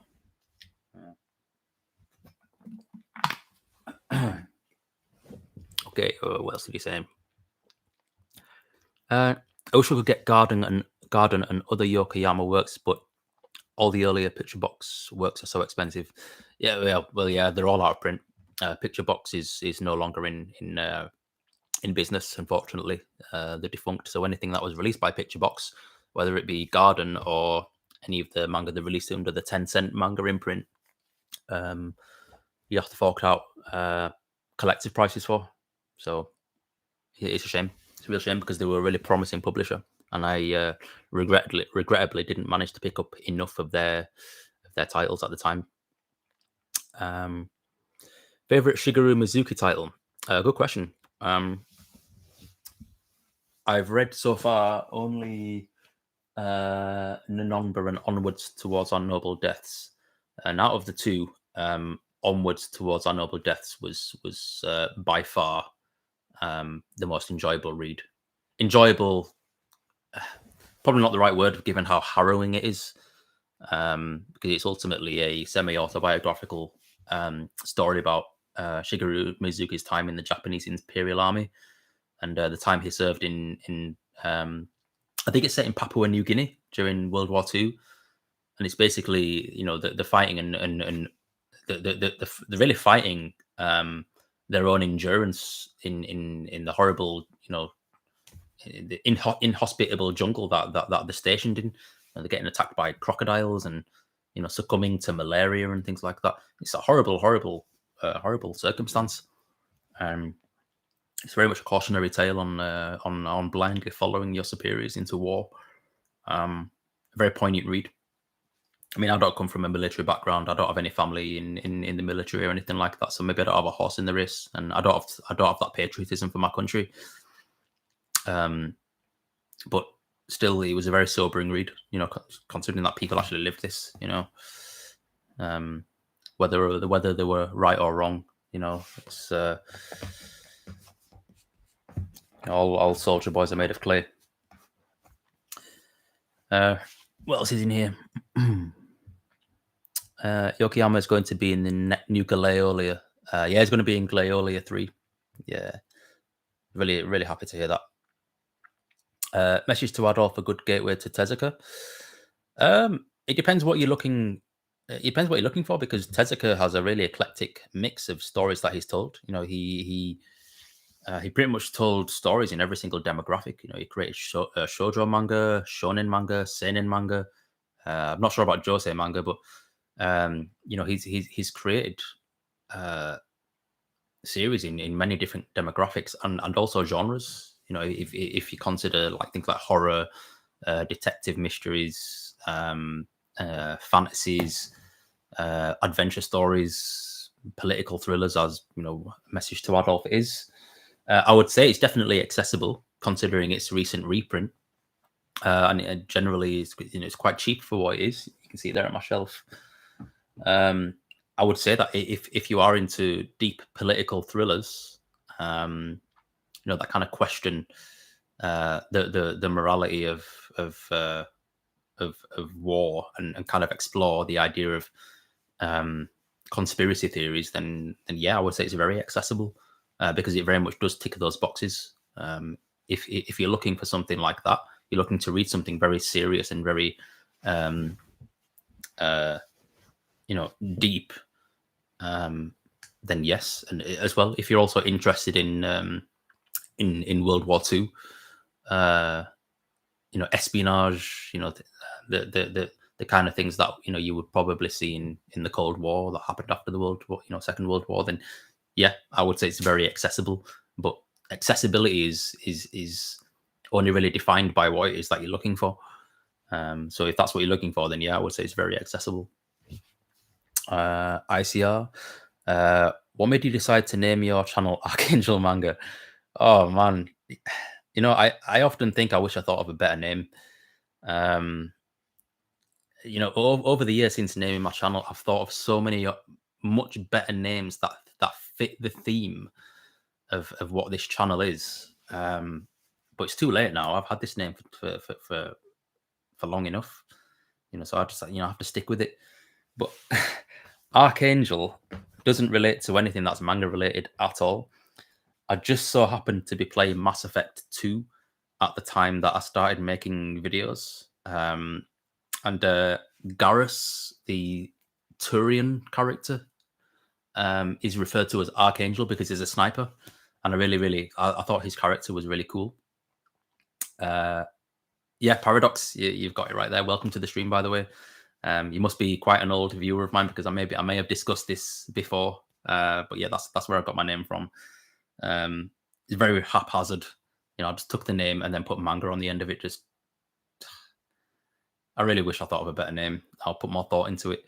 I won't tell you any of the channel names ideas that I had because I may use them in the future. Maybe if I ever make a second channel for whatever reason.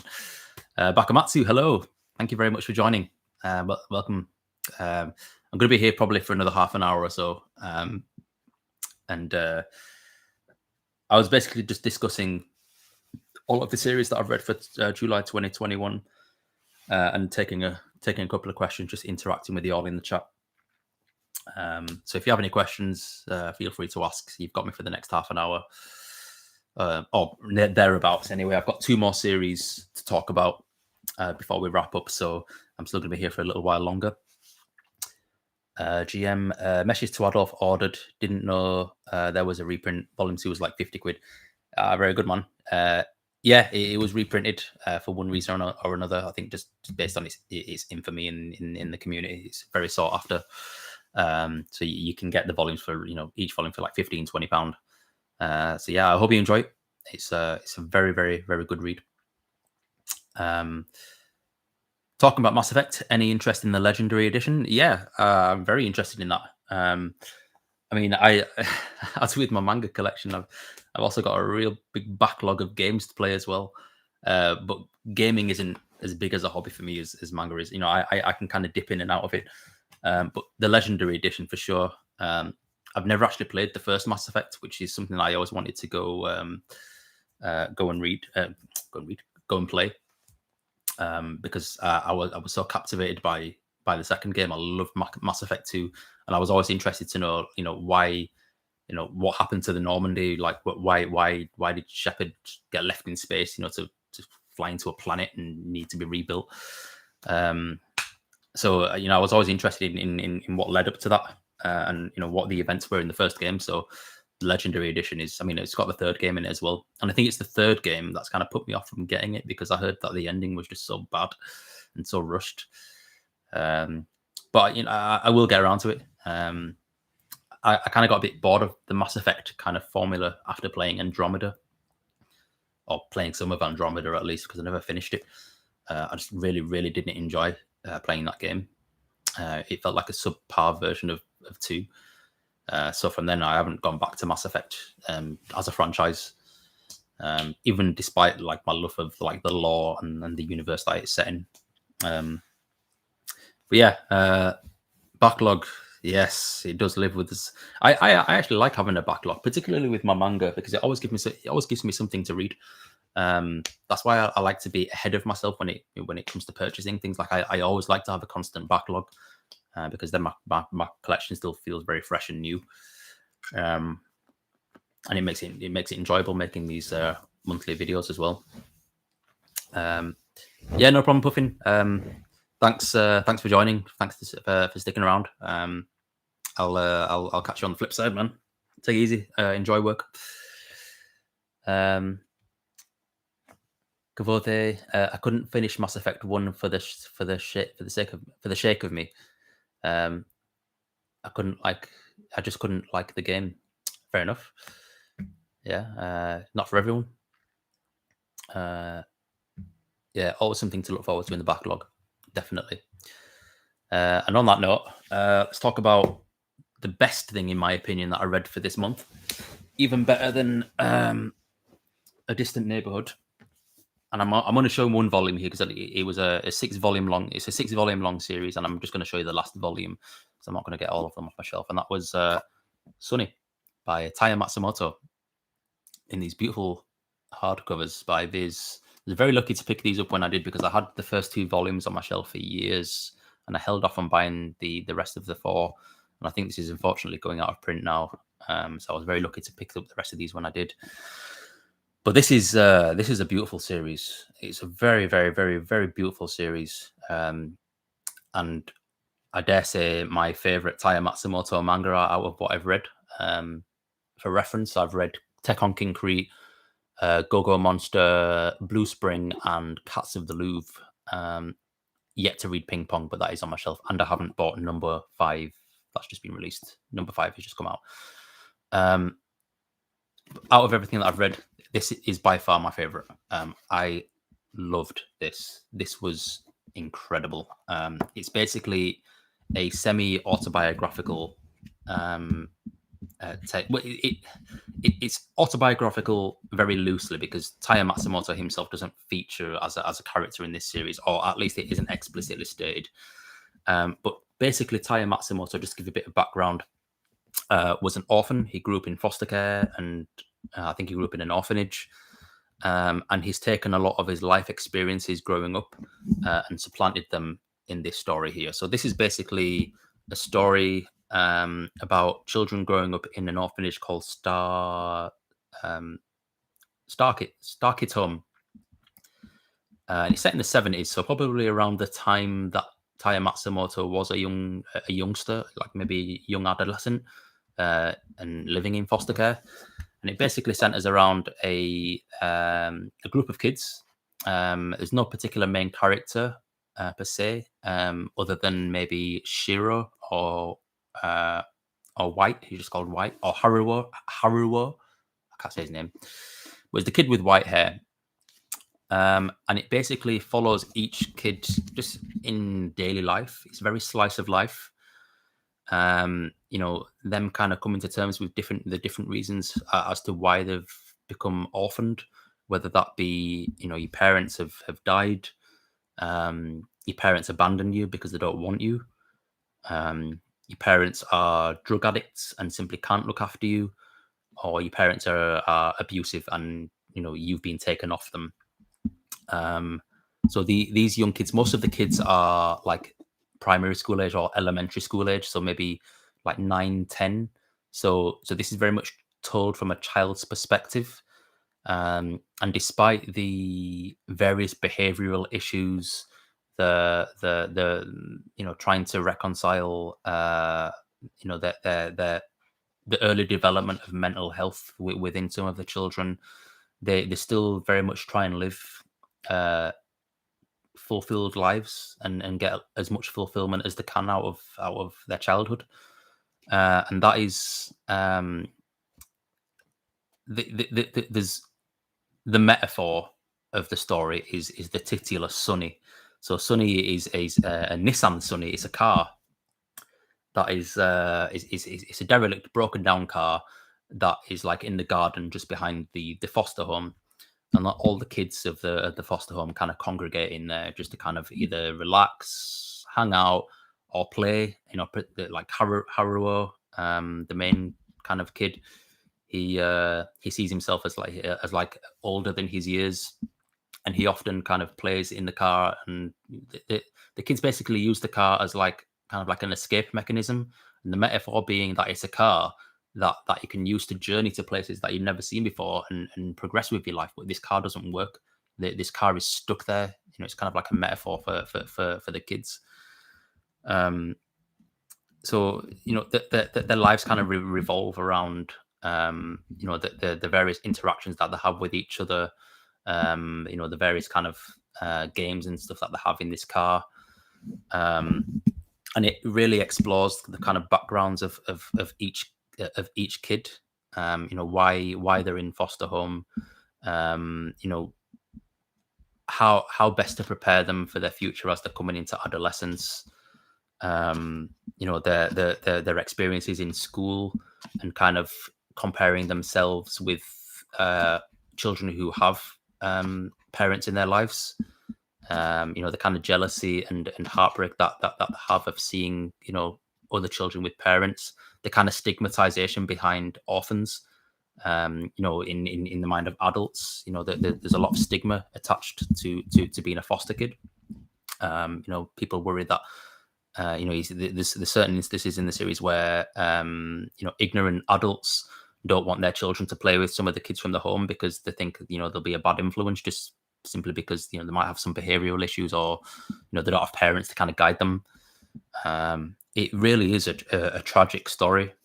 I did tear up a couple of times reading it. I've got a lump in my throat, particularly the story of Haruo. I can't say his name.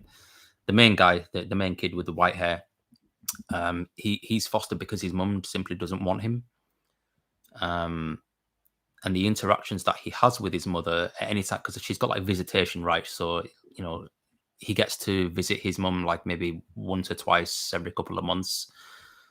And this kid, he's got this facade of being a tough kid. He beats up the bullies. He looks out for the other kids. He's got his other friend in the home who's a similar age of him. I'm talking about Sonny, by the way, Buffin. Haruo is the tough kid. He puts on this facade. He never cries. He's always wearing sunglasses because he thinks he's cool. And he's the aggressive one. He's always the one that gives back chat to the carers at the home. But then once he's with his mum, he just reverts back to the kid that he actually is. He just wants a hug. He just wants his mum. He constantly carries around a tub of Nivea cream because it reminds him of the smell of his mum. So under this tough exterior, he's just a little boy who's struggling with being abandoned. His mum doesn't even let him refer to her as mum. She insists that he calls her Kyoko because before he was born, she was Kyoko. She wasn't mum, and that's just really tragic. I'm getting emotional just thinking about it. This hit me in the gut like a sledgehammer. It's really, really sad, but also really uplifting in parts, because the foster home that it's set in, foster homes, I don't know what the care systems are like in the various countries that you guys live in, wherever you are in the world, but over here in the UK, the care system is rife with abuse. And I'm not saying that for every foster home or every foster parent or anything like that. Because I've got no horse in this race. I'm not a foster child. I never grew up in care, but I do have close friends who did grow up in care, and they were children who slipped through the net. The ones who were abused, the ones who were taken advantage of, the ones who never really had a Christmas or a birthday. Every day was just waiting to become an adult and becoming independent. And this story, thankfully, the foster home is very supportive. It's run by Mr. Adachi, and Mr. Adachi is just lovely. He's a really lovely guy, and he mostly has interactions with Haruo, the main kid, because they're always at loggerheads. They're always butting heads because Haruo just rebels against him, and you can see Mr. Adachi he's just got the patience of a saint, because he knows the suffering that these children are going through. That they don't have the emotional maturity to really grasp the gravity of the situation that they're in. And he's just really supportive, and the the interactions between the staff of the care home and the kids, it very much is like a family. They've grown to love each other, and it's genuinely really sad when some of the kids get adopted and go live elsewhere because they have to leave. It's a part of their life that ultimately is like a prison to them, but also one that they've become accustomed with. They've almost become institutionalized, and had to become self-sufficient at a very young age. It's a very, very moving and powerful read. And I would strongly urge anybody to read this, whether digitally or I think it's available digitally or physically. This is a beautiful manga. One of my favorites by a mile. I mean, the little girl here, Megumu, is probably my favorite character. She is absolutely adorable. She's so sweet and such a lovely girl. Made me want. I got Yotsuba vibes from her because he would just, anybody would love to have her as a daughter, and she comes from such a horrible traumatic background. I mean, I won't spoil the reason why she's orphaned, what happened, what became of her parents, but I mean, she's like 9 and she's so grown up and she's so mature and she just puts a really strong face on, and she's really studious and does well in school and everything like that, and she's just a good-hearted kid. Really looks out for her other friend who she, like her best friend, her female friend was like it's hinted that she may have been a victim of sexual abuse, and Megumu is so supportive of her. She's such a lovely girl, lovely little girl. So reading the stories of these kids, I just never wanted it to end, and I just wanted them all to have such a lovely, happy ending. It's really touched me, really moved me, and I just love it. I really love it. I can't sing the praises of this manga enough. So I am going to do a thorough independent review of this, similarly to the review that I did of Blam, fully scripted, where I can really dissect everything about it without spoiling it, because I don't want, none of my reviews ever have spoilers. But I really want to talk about this manga more. And obviously this right now is these should just be my kind of, surface thoughts. So I don't want to use too much time. But I think you can tell just from how emotive I'm speaking about it, is that it really is an amazing manga. A really not even an amazing manga, an amazing story. If this was a book or an American comic or whatever, what this story is amazing, no matter what, no matter what medium it would have, been told through. So Sunny by Taya Matsumoto, you can really feel the emotion behind it. The emotion is palpable, and you can tell Taya Matsumoto really put his heart and soul into this, because you don't know which experiences are explicitly from his own past, as it very much, the whole thing kind of blends into one. It's very seamless. But he must have had a very difficult childhood, and just the way he writes the characters, he just really understands children. He understands problem children, because presumably he was one. He just understands the mind of a child so well. Anyway, I could talk about it all day. I really could. Let's have a quick look at the chat before we move on to the final manga I read.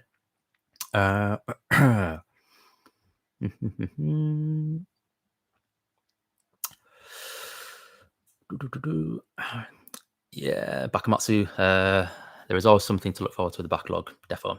GM just finished 20th Century Boys. Not quite as good as Monster for me, but that's probably my favorite seinen. Any other Urasawa worth reading, like Pluto or Master Keaton? 20th Century Boys was the first series by Naoki Urasawa that I ever read. So naturally, I'm somewhat biased to it. I think that series and Monster are very much on par, and kind of held as the kind of gold standard, even alongside Pluto as well. But because obviously both of those are kind of similar lengths, 20th Century Boys being 24 volumes, Monster being 18 volumes, because they're similar lengths, and quite similar stories. in certain ways. The kind of held kind of part and parcel. But any other similar series? I mean, I haven't read all of Master Keaton, and I've only read one volume of Master Keaton, so I can't really speak about that. I loved Pluto, but series that are similar to it. I mean, all of these series, if you think about it, they have one thing in common: a very enigmatic villain who you're not really sure who they are, and there's lots of revelations about those villains, throughout the story. I mean, a similar series. I'm kind of hard pressed to think of anything because, I mean, Naoki Urasawa, similarly with other top notch authors, he's in a league of his own. Even in terms of his storytelling and his ability to kind of piece together this ever expanding web of plot threads and tie them all together towards but by the end. But if I really really had to stretch my brain, oh god, you got me on the spot here. No, I really can't. I can't think of anything that would be either on par or similar. I mean, even just thinking of a similar villain-like figure to enigmatic and maybe is behind a mask or a veil, you're not really sure who they are. Strangely enough, would be Opus by Satoshi Kon. It's not finished, but the villain in this is very good. He's a very good villain, and you're not really sure who they are. And that they're not necessarily who they present themselves to be. So that would be a kind of off the cuff recommendation. I would say another one that has different converging plot threads. Kind of really does a good job of bringing together this web of mysteries and questions is Otherworld Barbara by Moto Hagio. Very very different story than anything done by Naoki Urasawa, but the same masterful authorship from Moto Hagio is evident in Otherworld Barbara. Very skilled storyteller, very skilled. So I would recommend that, even though it's not very comparable to either 20th Century Boys or Naoki Urasawa, but it's an equally masterfully told story. So maybe give that a try. Both of these are in print as well. Opus is still readily available. Otherworld Barbara is 2 volumes, released by Fantagraphics. Probably not going to remain in print forever because Fantagraphics books tend to go out of print relatively quickly because they're more of an independent publisher. But yeah, maybe give them a look at. Bakamatsu, as a Tech on Concrete fan, I should check this out then. Yes, in reference to Sunny. I know about this manga, but never got around to check it out. Ping Pong is great. Yeah, I'm very looking forward to reading Ping Pong. ICR, are you looking forward to the last Evangelion rebuild film? I am. Yeah, I really enjoyed the rebuild films. I've only seen the first two rather. But I do have the third one on Blu-ray, but I haven't watched it yet. I've seen the first two about 5 times. Just waiting for that fourth one to come out. When it does come out on Blu-ray, I will get it and I will marathon through them because the story diverges in the second one, I believe. So I'm guessing the story is going to be vastly different from the ending of the anime series and the movie.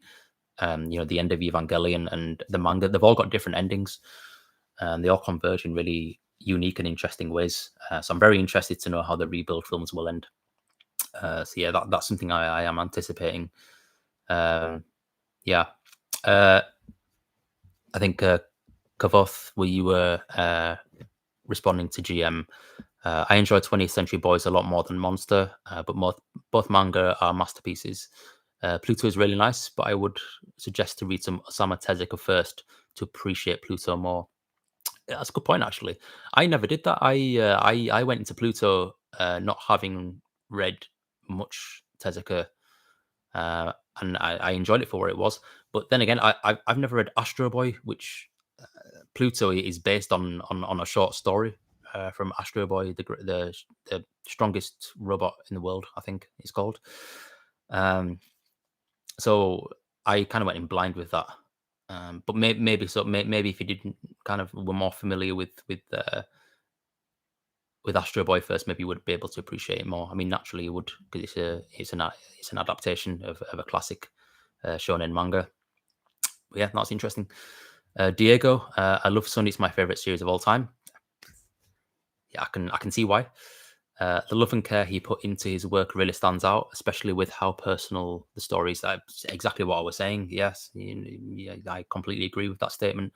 You know, there's a lot of lived personal experience that that is enmeshed in Sunny, and he just that emotion is palpable. It's a very personal story for Taya Matsumoto. It comes across. ICR, have you read any visual novels? I just lost the comment.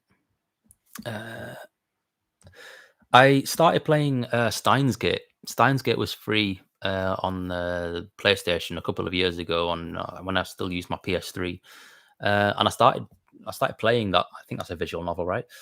I started playing or reading that about 2 years ago, and I haven't gotten back to it yet. But I do plan on finishing it. I also there's also a what's it called, Hatterful Boyfriend, and it's basically like a dating sim but with pigeons and different kinds of birds. I also have that. I've never played it, but yeah, I'm not. I mean, I'm not a big gamer anyway, so yeah, I'm not really well versed in visual novels. In all honesty, I know there's some pretty far out ones out there. Oh, thanks, Puffin. Great pitch. Yeah, thank you. Really appreciate that, man. Berserker, getting a bit teary-eyed. Yeah, can't speak. Getting a bit teary-eyed just listening to you talk about it in reference to Sunny. Yeah, an emotional punch in the gut, man. It was hard. Diego, the scene where Haru was pleading with his mum was amazing. Oh my god, yes. So just that poor little boy. I just wanted to give him a hug because he was so desperately just wanted some attention, just some warmth from her, just anything, just a pat on the head and say, "Good job, Haruo." You're a strong lad, but she couldn't afford him that. What a selfish bitch. Puffin, there's not that many reviews of this manga anyway, so you getting the word out there can only be good. Yeah. I've looked myself on YouTube, and you're right, there isn't that many reviews of Sunny, which is a real shame. And yeah, the volumes are hard to find. Berserker, also a shame. Diego, I believe Matsumoto submitted volumes at the time released. I believe Matsumoto submitted volumes at a time instead of just submitting chapters. Oh, that's interesting. So it wasn't released on like every chapter came out on like a monthly basis, because this was published in Icky Monthly magazine, as you can see on the cover there. But when Icky Comics went defunct, it then transferred publication to monthly Big Comic Spirits, which is another big manga magazine in Japan. But I didn't know they came out as volumes rather than chapters. That's very interesting. Thanks for that info. Bakamatsu, I bought Opus this year, actually. I did enjoy it. Also bought yesterday Tropic of the Sea. I'm a big Satoshi Kon fan, so I had to. Yeah, I really enjoyed Opus. I didn't enjoy Tropic of the Sea as much as I thought I would. Out of the 3 Satoshi Kon manga I have, those being Opus, Tropic of the Sea, and Dream Fossil, I would say Tropic of the Sea is my least favorite. I also have Seraphim, but I haven't read that one yet. But yeah, no, Satoshi Kon is a master. Another one who was gone too soon. Actually, yesterday I bought a few volumes of manga, which I only do once in a while, to be honest. Got Frankenstein and Venus in the Blind Spot, and also Ghost in the Shell 1, the first one, basically. Nice one. Yeah, I need to get a couple more Junji Ito manga. I mean, I still need to pick up Remina and Love Sickness. I'm behind on those, but everything else I believe I've got.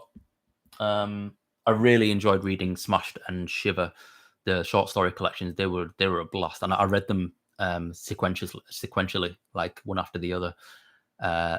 So I recommend doing that. Like if you want to get into any of Junji Ito's short stories, just read. They're so bingeable, very very bingeable.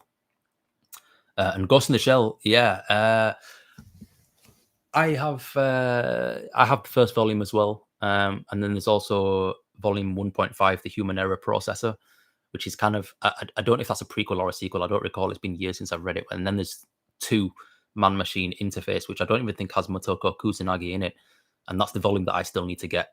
The only disappointing thing with the Kodansha releases is that it's censored. There is actually a part of chapter 1, an entire page that's taken out because it was deemed too sexually explicit, and it's still in the Dark Horse version of Ghost in the Shell, the old release. If you can manage to find it, but the Kodansha ones took it out. I don't know if they restored it to its original integrity when they released the hardcovers. But volume 1, just for one page. I mean, it doesn't affect the story in any way, but it's not nice knowing that something's censored. Another one from Bakamatsu. Still have to check out Pluto. There's an anime in production for a while, but I believe it was delayed for 2022 now. I've been hearing rumors of a Pluto anime since 2017. Did we actually? I'm sure I saw something on Crunchyroll about it, like some news article or something. I don't know what's going on with that. Yeah, it seems to be in production hell. I would love to see an anime of that, actually. I don't think I've ever seen an anime of a Naoki Urasawa manga. I know there's Monster, but I've never seen it before. Paradox. Have you read Homunculus? No, I've not read Homunculus. I've heard of it. I know it's quite well renowned, but there's not an official release, so I can't read it. And I don't know who here is more of a new subscriber to me, but I don't read scanlations. I'm in no position to judge anybody who does. I'm not the manga police, So if any of you read scanlations, I'm not going to judge you. I'm not gonna dislike you for it, as it's not my place to do so. But I personally am a proponent of the artist should get paid for what they do. That's just my personal take on it. That's a whole other topic. Puffin, somebody on eBay is trying to sell their lot of Sunny for around £100. That sucks. They're just trying their luck. I'm sure you'll be able to come across copies. Maybe ring around some Forbidden Planets, because I know there's a couple of volumes. There's volume 1 and 2, I believe, still available in Forbidden Planet in Leeds. Last time I checked, because I got my volumes 3 to 6 in Forbidden Planet, and there's still volume 1 and 2 there. So yeah, for Forbidden Planet, have a look on that site, and ring around some of the stores perhaps. Jean Paul's not bad for all 6. I'd say that's pretty bad personally. It's above retail. Then again, though, you might be right, because the volumes are quite expensive, even though they're only single volumes. The hardcovers, the deluxe, and the oversized as well. So these really do they go for about £17 or £18. Considering there's 6 of them, something, £100 might actually be a good deal, because that probably would be under retail price, Puffin. So if you can see that, I'd say maybe £100 is a good deal. That's that would be under retail price, because there's 6 volumes. So buying all of these would be around £110 anyway. Puffin, they're over in America though, so getting it could be a pain. Yeah, probably with shipping. Yeah. ICR, Amazon Prime will start streaming the last Evangelion movie on August 13th. Oh, cool. That's just a couple of weeks away. Yeah, I might get in and watch the 3 rebuild films that I have. before then. Good call, thanks. Puffin, have you read Ultra Dash Inferno? Is it any good? That's by Suruhiro Maruro. No, I haven't. I had an opportunity to pick it up years ago in Forbidden Planet when I was first started collecting, but I was too embarrassed to take it to the till because the front cover, I mean, it was in a plastic bag and had a warning label on it, like a written warning label on it, like for grotesque content or something or other. I can't remember exactly what it said, but I remember holding it in Forbidden Planet and thinking, nah, I feel like a weirdo going up and paying for this. So unfortunately, no, I never got to read it or buy it. Kind of kicking myself now because now I'll take anything up to the till. Like, I don't care. If I want to read it, I'll read it. But yeah, that's a long out of print now. Bakamatsu. Yes, I plan to get all of Junji Ito's stuff. I just thought I just bought Tekken Concrete manga because it was out of stock a few days ago, but just checked and so got it. You're very lucky to get that because it's out of print. I'm presuming that you got the oversized omnibus, the one with the blue cover and that the Eisner Award sticker on it. Because the older ones, I mean, before that, it was released decades ago in when Viz was still releasing their pulp line, when it was still known as Black and White. So if you managed to get the omnibus, well done, because that's very difficult to come by now. Hopefully you got it for a reasonable price. Berserker, nope, the Ghost in the Shell hardcovers don't have the scene. Didn't know until after I read my copy. Yeah, basically, regarding this, going back to the censorship of Ghost in the Shell, the scene in question is basically it's right at the start of the manga, and I only know this because one of my old friends has a copy of the original Dark Horse. So I would have never known, and you don't really know unless you know. But basically, right at the start, Bato, if you're familiar with the characters, Bato is the guy with the glasses. He's staking out a house with a thermal vision goggles or something like that, and he's talking to the major, the main character Major, over the neural network, whatever kind of thing that they've got going on. And let's just say the Major is indisposed with some beautiful women, and is very, very much enjoying herself. And Bato inadvertently has a bit of a peek at what's going on, and the whole page is just basically an orgy. And that's what was censored. That was cut out, and you can kind of tell what was going on when you actually read it, because you still get to see Bato's reaction, like he blushes and he's sweating. And from what I recall, anyway, it's been a couple of years since I read it, but it does give a hint as to what happened. So the context it's not removed, so you can still kind of piece together what's happening without that scene actually being there. But it kind of still sucks that it was removed. For you cultured people out there.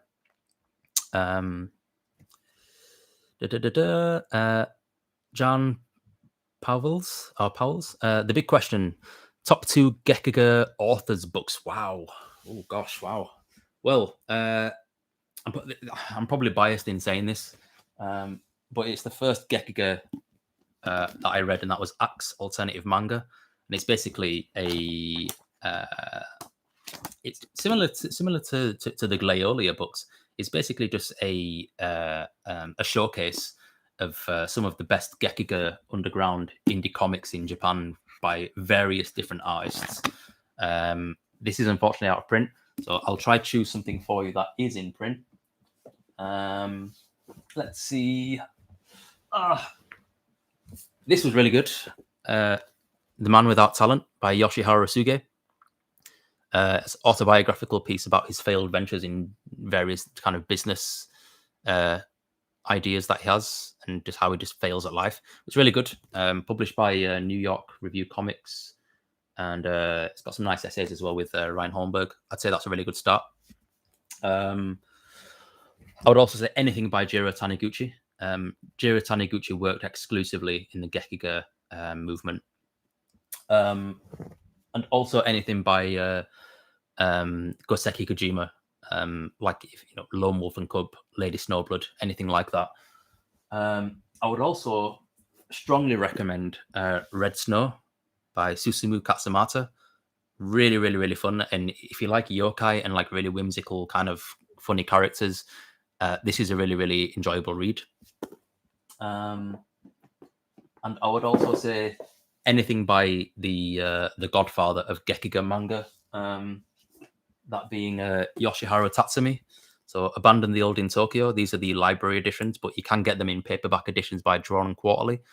And they're still in print, relatively cheap to come by. And this is just a showcase of Yoshihiro Tatsumi's kind of short stories from like the late 60s, early 70s. Very far out, but not too avant-garde. They're just kind of normal storytelling, storytelling of kind of normal people in everyday life, and the kind of hardships that people go through. Very good, very, very good. So I would say that any of those really would be a great way to kind of get into it. Hopefully that helps. Puffin, but that's not factoring in £20 shipping and another £20 import. Yeah, true. So yeah, it would be over retail price then if you're having to import it. That's a shame. But that manga that got cut out is from the main manga or just the 1.5? Are you talking about Ghost in the Shell? So Ghost in the Shell 1.5, the human error processor, from what I recall, is just side stories. So it doesn't fit in the canon of the main story. Not that there is much of a main story in Ghost of the Shell, the manga specifically. There's just kind of different kind of stories going on. But from what I recall, not Man Machine Interface, that's volume 2. Human error processor kind of deals with is it section 9? So other characters that are in section 9, if I recall. I could be wrong. It's been years since I've read it, but I think that's what it is. I think it's just side stories. I don't think you have to read it like between volume 1 and volume 2. I think you could just read it just independently. Or maybe it was cut off from bit. I mean, Berserker said it's cut. It's the main manga, so maybe it was. Yeah, I just bought the main manga entry for now, the original one, I guess. Yeah. Yeah, I've also read that you need to read it 1, then 2, and then 1.5. But I don't think that's. I don't even think you need to read 1.5 at all, to be honest. But don't take my word for it. I haven't read it for a long time, and I haven't read volume 2 either. So you're ahead of me on that. Diego, I tried reading Axe on the Train to Work, but I had to stop because it was. Yes. Oh man, I wouldn't read that in public. Bakamatsu. Yeah, no, it's fine. This is going on. This is a long stream. I don't expect everybody to kind of stick around forever. I've only got one more thing to talk about anyway. Sorry, I had to jump out for a second and didn't see why you were talking about Abandon the Old in Tokyo, but the cover got my attention. Yeah, no, it was just a question from John. They were asking what were like 2 top Gekiga authors or two Gekiga series to kind of jump into. So I just kind of having a bit of a chat about that. Okay, right. Let's talk about the final thing. As I said at the start of the stream. This month was nicely bookended by 2 Giro Taniguchi works. So I started the month reading a Giro Taniguchi work, which was A Distant Neighborhood, and I ended up with finishing off with The Quest for the Missing Girl. This is different from a lot of the Jiro Taniguchi manga that I've read. It's more high octane.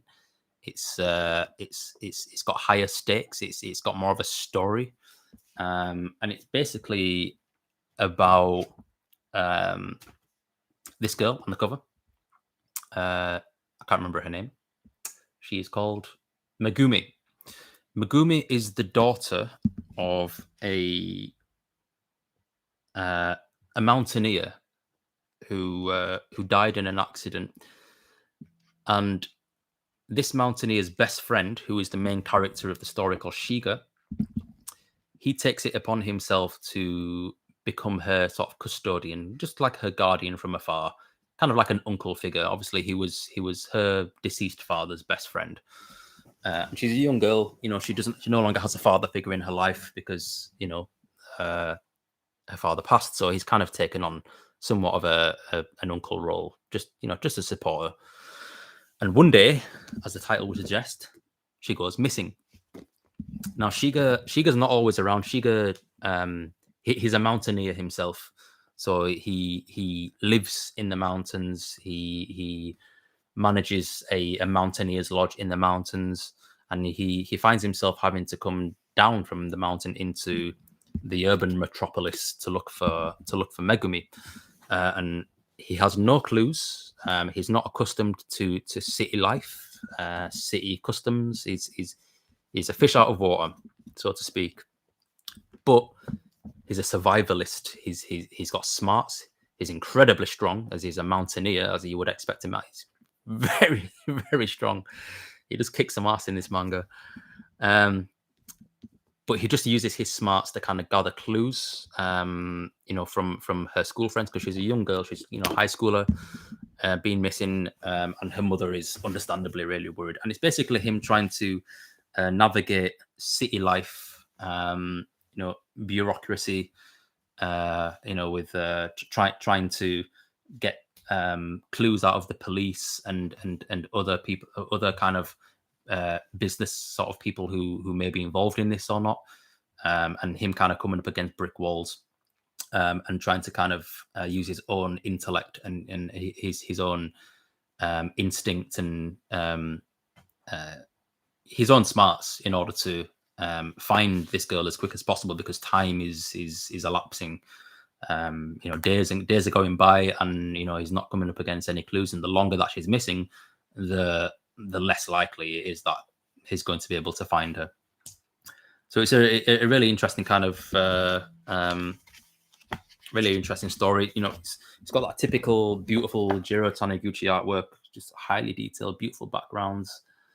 And it was just different. It was obviously it very much is it is what you get. It is just literally him just kind of going around, trying to piece together clues, talking to her friends, talking to the police, coming up against brick walls, kind of reconciling his past for how he may have failed his best friend. He's the mountaineer who died, who's Megumi's father, kind of deals with his past a little bit as well. And it's just it reminds me of those kind of early 90s action movies, when like were all the rage, like Nicolas Cage films, those sort of things. It's not as bombastic and over the top, but it definitely kind of has that sort of aesthetic to it, like cool guys in business suits kicking ass. But yeah, there's not really much I can say about it. I did enjoy it. It was a really interesting read. Again, another beautiful fanfare Ponent Mon release, which never ever disappoint. Strangely enough, with this one, however, this one is in its original right to left reading orientation, which is different from most of Taniguchi's other releases, which are flopped. But that I wouldn't say that would be a reason to avoid any Jiro Taniguchi, just because most of his series are flopped, because it doesn't hinder the reading experience at all. It was just interesting to note that this, for some reason, was in its original format. But yeah, the quest for the missing girl, it was a nice way to kind of end the month of July 2021. An enjoyable read, not by any stretch one of the best things I've ever read.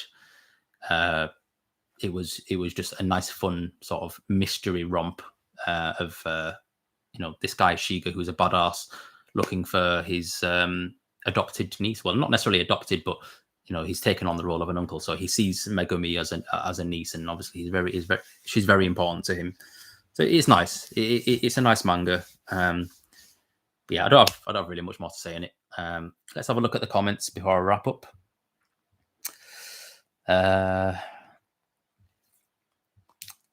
I like to buy a manga with just 1 or 2 volumes, so that got my attention. Yeah, cool. I very much as well prefer to kind of read things that are short and sweet, much more digestible. I don't like really long running series, which is why I don't read a lot of shonen manga, because many of them are very, very long running, and the longer something is, the more of a financial commitment there is to it as well, and a time commitment as well. So I do kind of like one and done series, or anything that's kind of under 10 volumes. They're just really digestible.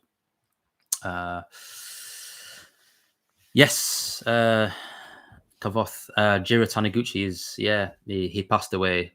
It's a couple of years ago now. It's about 2 or 3 years ago. Yeah.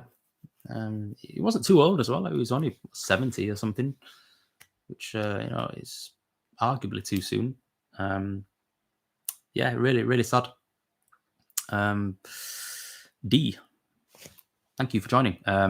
What's your opinion on damaged manga? Does it bother you when your manga gets damaged, or shipped damaged with tears, scuffs? Absolutely. Yeah, it really pisses me off. If I'm paying retail price for something, or I'm paying for something that is advertised as new, I want it to be in new condition.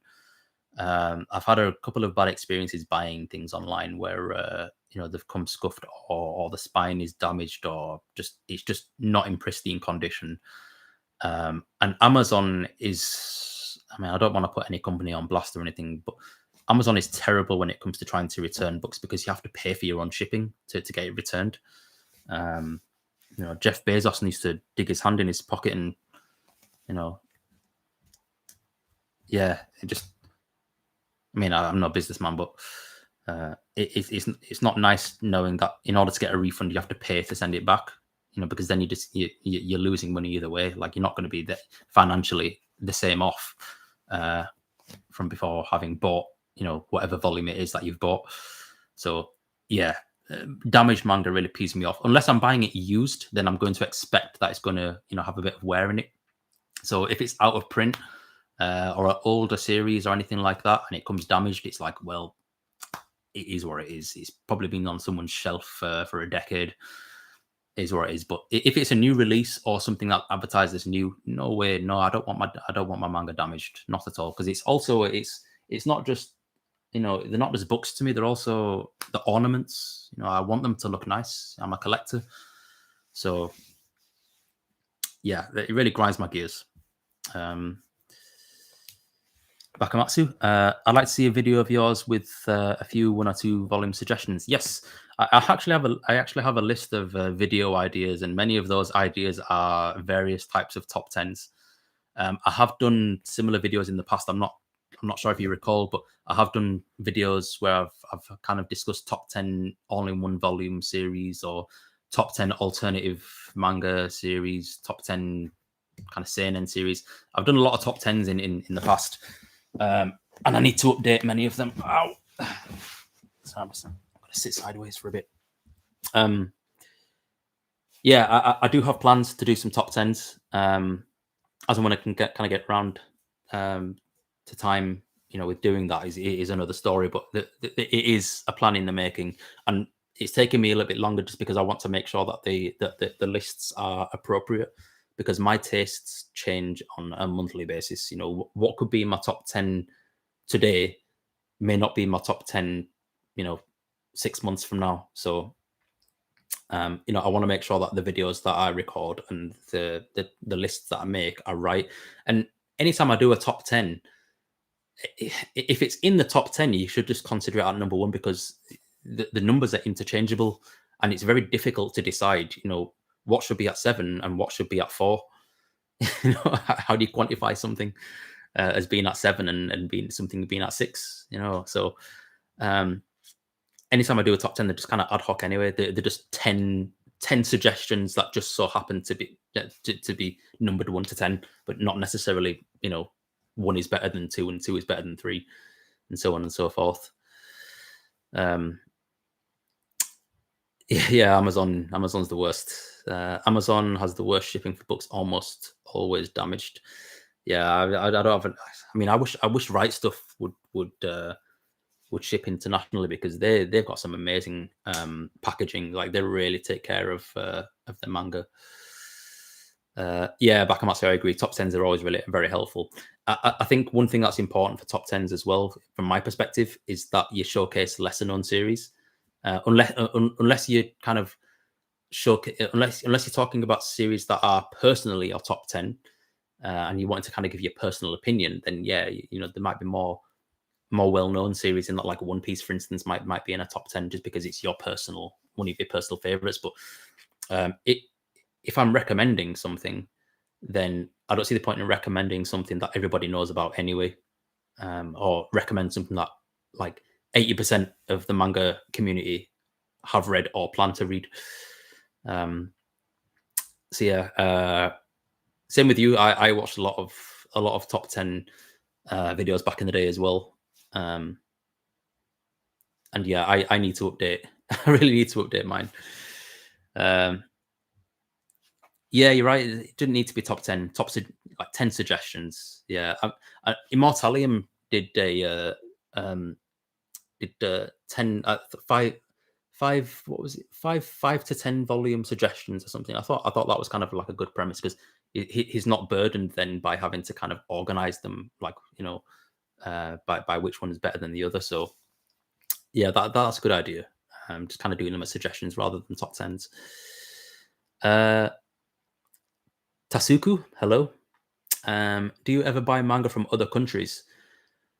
It depends. If it's a volume that I really need, or a volume that I really want that is otherwise unattainable in the UK or in Europe, then yes, I will.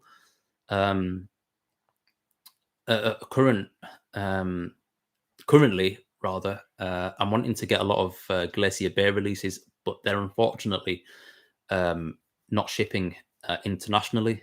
And I think you have to buy their books via proxy, or you just have to be very lucky that a comic book shop in your area has a deal, to a distribution deal to obtain a few copies of their releases. So yes, I do buy from other countries where appropriate, but I do still try to look for a good deal. I don't like paying international shipping costs. If I did it on a regular, then I probably would have bought everything off of eManga, like all of the Tezuka on eManga. But the shipping is just astronomical. So yeah, I often, more often than not, don't buy the bullet on it. Bakamatsu, totally get that choosing between 6 and 7 or whatever, kind of pointless sometimes. Yeah. D, another question. That's an interesting question. What's your opinion on light novels? I honestly am not that interested in them. Anytime I read prose novels, just full text, it's not even in the sphere of manga or Japanese pop culture. Like, I've recently finished reading the Witcher series by Andrzej Sapkowski, and I'm about to move on to the Dune trilogy by Frank Herbert. So anytime I'm reading like proper books, it's outside of the sphere of manga. I've also got the works of Edgar Allan Poe to read through as well. It's a nice book of poetry and short stories. Light novels, unfortunately, don't really appeal to me, and I think it's the oversaturation of isekai. That there are a lot. There's a lot of isekai, and that kind of filters into light novels as well. But this is just my very ignorant view on it. The only time light novels have appealed to me was when Yen Press released that Spice and Wolf, like 14 volumes in one deluxe hardcover edition, and I thought it looked beautiful. But yeah, I still never bit the bullet and bought that either. And I think light novels are such a separate commitment to manga that I'm already fully committed. I'm overcommitted with manga to really consider light novels, and thus light novels are very low on my priority. Bakamatsu, thanks for joining. I'm going to be wrapping up soon as well. So I'm going to answer a couple more questions and call it a day. I'm really grateful for anybody who stuck around.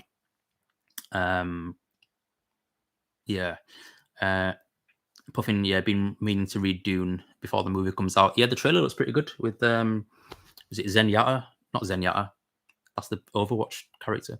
Zendaya, and that guy who played King Henry in that Netflix film. I don't know his name, but he plays Paul. It looks interesting. I think it's got Josh Brolin in it as well. It's got good, pretty all-star cast. Tasuku, do you recommend any outreach book on manga in English? I'm not sure what you mean by that, buddy. What do you mean by outreach book on manga in English? Yeah, I'm not sure. I'm not sure what you mean by that, my friend. Not sure what that is.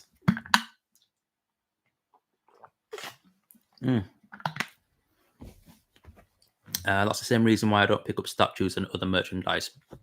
Yeah, same with statues as well, including light novels. I mean, I have a few, but in general, I don't really get into them. Yeah, statues as well. Statues would be even less for me because they don't serve any functional purpose other than to collect dust. I mean, I'm not crapping on anybody who collects figurines and statues or anything like that. Great. It's worth. It's fine if you get fulfillment from that. Then fine. But like pop figures, I just see them as such a waste of money. Personally, like in my view, because I can't do anything with them other than display them. The closest thing that I've got to collecting figures was, I started collecting Gunpla, Gundam model kits, but you can build those. I got fulfillment out of building them. Like I always went for the master grade ones, like the really complex ones, just so I could get as much, really get my money's worth out of them. Like sometimes some of the models would take me about a week to build, on and off again. So I would highly recommend if anybody's like kind of interested in collecting like figurines or models or anything like that. I mean, you don't even have to be a Gundam fan. I mean, the Gunpla models I have are for series that I've never even watched before. I do have a master grade of the RX-78-2 from the original OG Gundam, and that obviously I'm familiar with that because I've read Gundam The Origin, which is an adaptation of the original series. But the other Gunpla I have are from Gundam Wing, and I think the other one's from Gundam Seed Destiny, and I haven't seen either of those. I got them simply because I enjoy building stuff. It's same with like Lego. Like I really enjoy Lego. And even though once they're complete, you can't really do anything with them. You can put them in different poses and stuff. At least I still get the satisfaction looking at like, yeah, I built that. Like I made that. I put all the stickers on it and I arranged everything, and I brought that into being. I cut it all off of the the plastic edgings and everything like that. I don't know what you call it, the scaffold or whatever. So I would highly recommend Gunpla. And sometimes the Gunpla can be a lot cheaper than figurines. Like models that are just stationary and unmobile.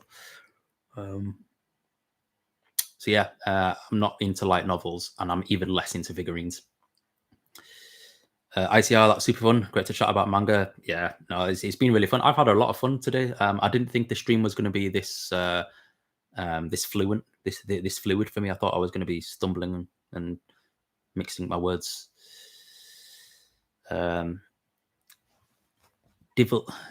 Divulgation. No, I'm not sure what you mean, Tasuku. I'm even more confused now. Puffin, as for the outreach book, manga, the world of Japanese comic book. Oh, right. Is that where? Oh, okay. I see. Right. So that's where it is. Do you recommend the outreach book on manga in English? So Frederick L. Schott is a manga scholar, I guess you could say, and he's published kind of like manga magazines or manga books that kind of showcase the different sort of series, basically just like manga about manga. So yeah, I don't see why not. I have a couple of things like that similar to myself. I have I can't remember what it's called. It's in the other room. I'm not going to go get it, but I have a really good one that it's about anime. It's an anime book.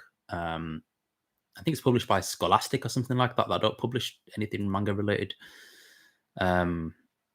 Kavote, thank you very much for sticking around. I'm glad you enjoyed yourself. I enjoyed having you here. This is going to be a monthly thing. These streams are going to be monthly. I think I get a lot more out of them after having done this today. I think I've gotten a lot more out of this than pre-recording the monthly reading logs. Yes, there's also a brief history of manga by Helen McCarthy. Yep, absolutely. There's also the art of Osamu Tezuka that Helen McCarthy did as well, that you can just about see on my shelf there. So yeah, there are a couple of good books like that are just kind of like manga encyclopedias, for lack of a better term. I recommend them if you come across them. They're interesting. You can learn a lot in them. They're not really any different to reading like the essays in some manga that you see. Yes, particularly with the Gekiga stuff. A lot of Ryan Holmberg essays are in those. So yeah, you find out some really useful information. So I would recommend them. Anyway, just to wrap up, let's summarize everything that I read for July. So first thing I read was A Distant Neighborhood by Giro Taniguchi.